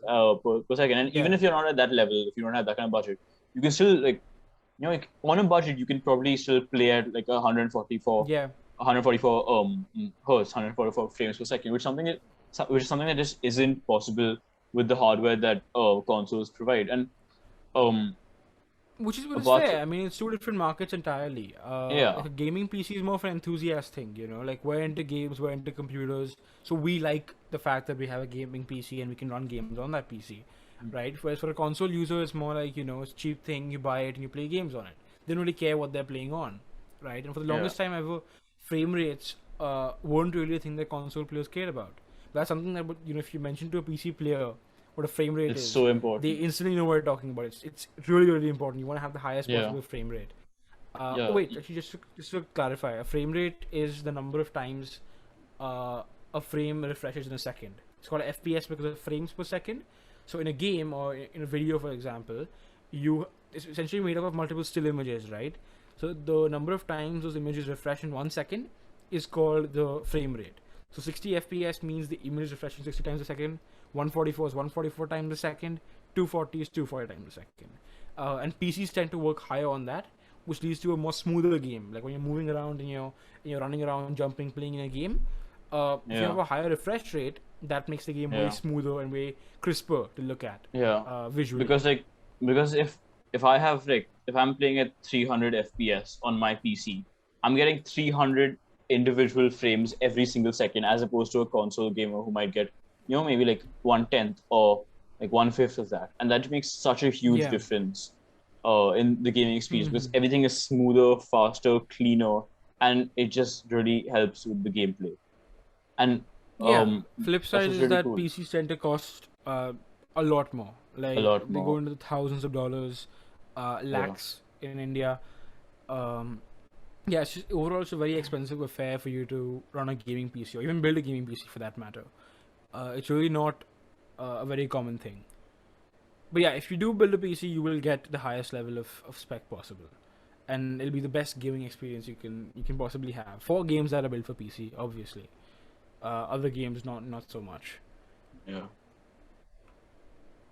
But yeah, Yes, cool. that's That's PCs and that's consoles. PCs and consoles. Yeah, hardware.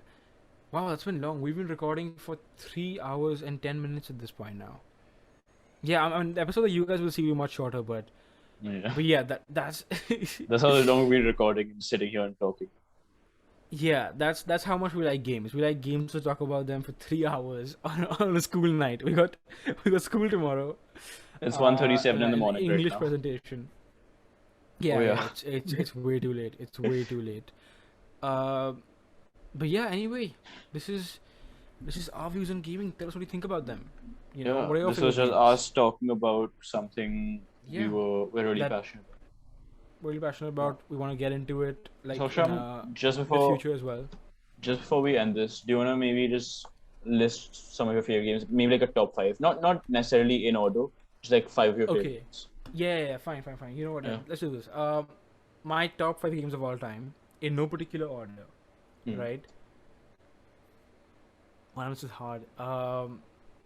Bioshock Infinite, Hmm. love it. Modern Warfare, the original one. Um,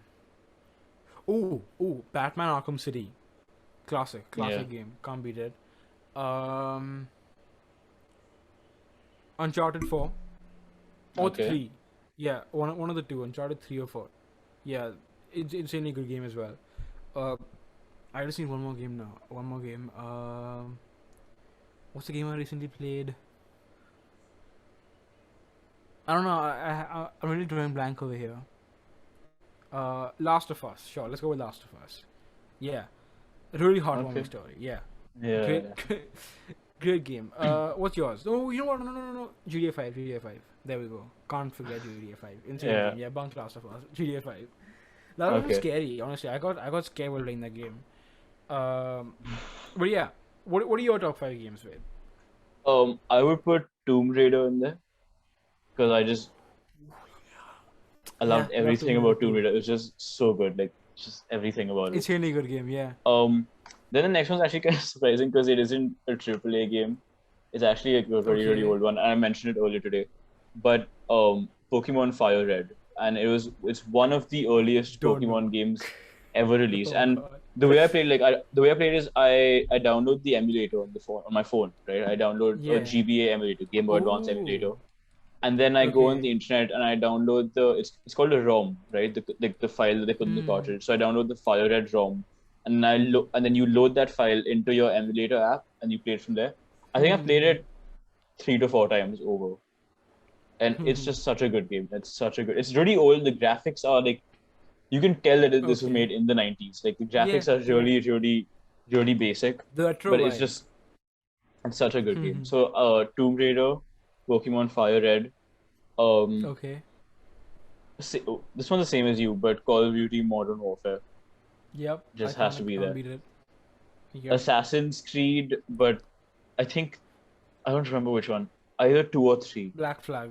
Black Flag. Four is the best one. Oh, Black Flag's the pirate one. Yes. Yeah, Yeah, the yeah, yeah, pirate one. yeah, yeah. There we Yeah. go. Black Flag. Yeah, I played that I too. remember Insane Black Flag. I game. remember Black Flag. But I put Yeah. Black Flag and I'd also put I don't remember which one it is. Is it two or three? Which I think one's the it's one three. I think with it's three. We played three. we played three, but then I also played two. I played both at some point. But is three the one with where they go to America? Yeah, three is the American one. Yeah. Two is Italian. Two is Ezio. Ezio. Yeah, two is Ezio and three is Yeah, the I think American Ezio. Yeah, one. yeah. So two Oh, and Ezio. four, which is Okay, Black Flag. two. Yeah, two Yeah, and two four. is iconic as well. Three, Yeah. I like three because three is nostalgic because it's the first Assassin's Creed game I The one played. we played. Yeah, we got it free from Yeah, Ubisoft. Yeah, like a sale or yeah, something. yeah, Yeah, I yeah. remember this. This was in December 2016, I think, where Yeah, it's Ubisoft like was giving long time ago. yeah December 2016 Assassin's Creed Ubisoft 3 was for free. giving Assassin's Creed 3 free and we downloaded it. But no, I think Assassin's Creed 2, 4, Pokemon, Fire Hmm. Red, Tomb Raider, and COD Modern Wait, Warfare. you got two AC games in there? Yeah, No, you can't have two AC games. You put them together. Put them together. Give another one. Give a fifth one that's like not the same series. okay, this one I'm putting just for the nostalgia, but you remember this one's actually a mobile game. Uh, Okay. Injustice, the original one, like the one that came out Oh, in 2013. Just because yep. of like the nostalgia and like it was such like before we did the free Injustice stuff sheet, Stuff. it was such a because Yeah. it was such a fun game. It was a fun game. It was a really fun game. I remember fourth grade. Everyone on Yeah, their iPads. yeah, Remember iPads? yeah. Just playing Injustice. Dude, I actually remember going like we had basketball practice on Wednesdays and Saturdays in the Hmm. morning, right? And like Wednesdays was Yeah. before school, and Saturdays was Hmm. also like Saturdays was just like in the morning. Yeah. I remember like on Saturdays waking up super early, going for basketball practice, and then you come home and then you take a shower or whatever, Yeah, and you yeah. just pull the iPad out and start Instantly playing. Yeah. jump on Injustice. Or like Yeah, you know, yeah, Friday night you come home from school, you just like fire up the iPad and yeah. just like yeah. And then Yeah. when you run out of iPad's energy on still your around. characters, you have to like iPad is Yeah, I'm, yeah. I'm surprised because I don't remember the last time I used an iPad. But Apple's Same. doing like some really, really cool stuff with it. Like I've seen the new Yeah. iPads, they look so Especially good. for Like like they're super art thin. stuff. Especially with like art stuff. Oh They yeah, for drawing, creator Yeah, yeah, creators are using Oh. iPad for art and they're doing it really well with that. Yeah, we have so many friends who have iPads now. Who like artist friends who have iPads, and they regularly Yeah. post like digital art created by them. And it's incredible. It's like really, really cool stuff that Yeah. you can do with just like an iPad and an Apple Pencil in your hand. You know, it's almost Yeah. like a built-in full canvas and a palette with colors and different brush Yeah. strokes and everything. What's that software called? I think it's called Procreate. I'm not sure. Procreate, I think. Yeah, I think it's called Yeah, Procreate as yeah. well. Procreate. It's made like specifically for iOS and iPad OS.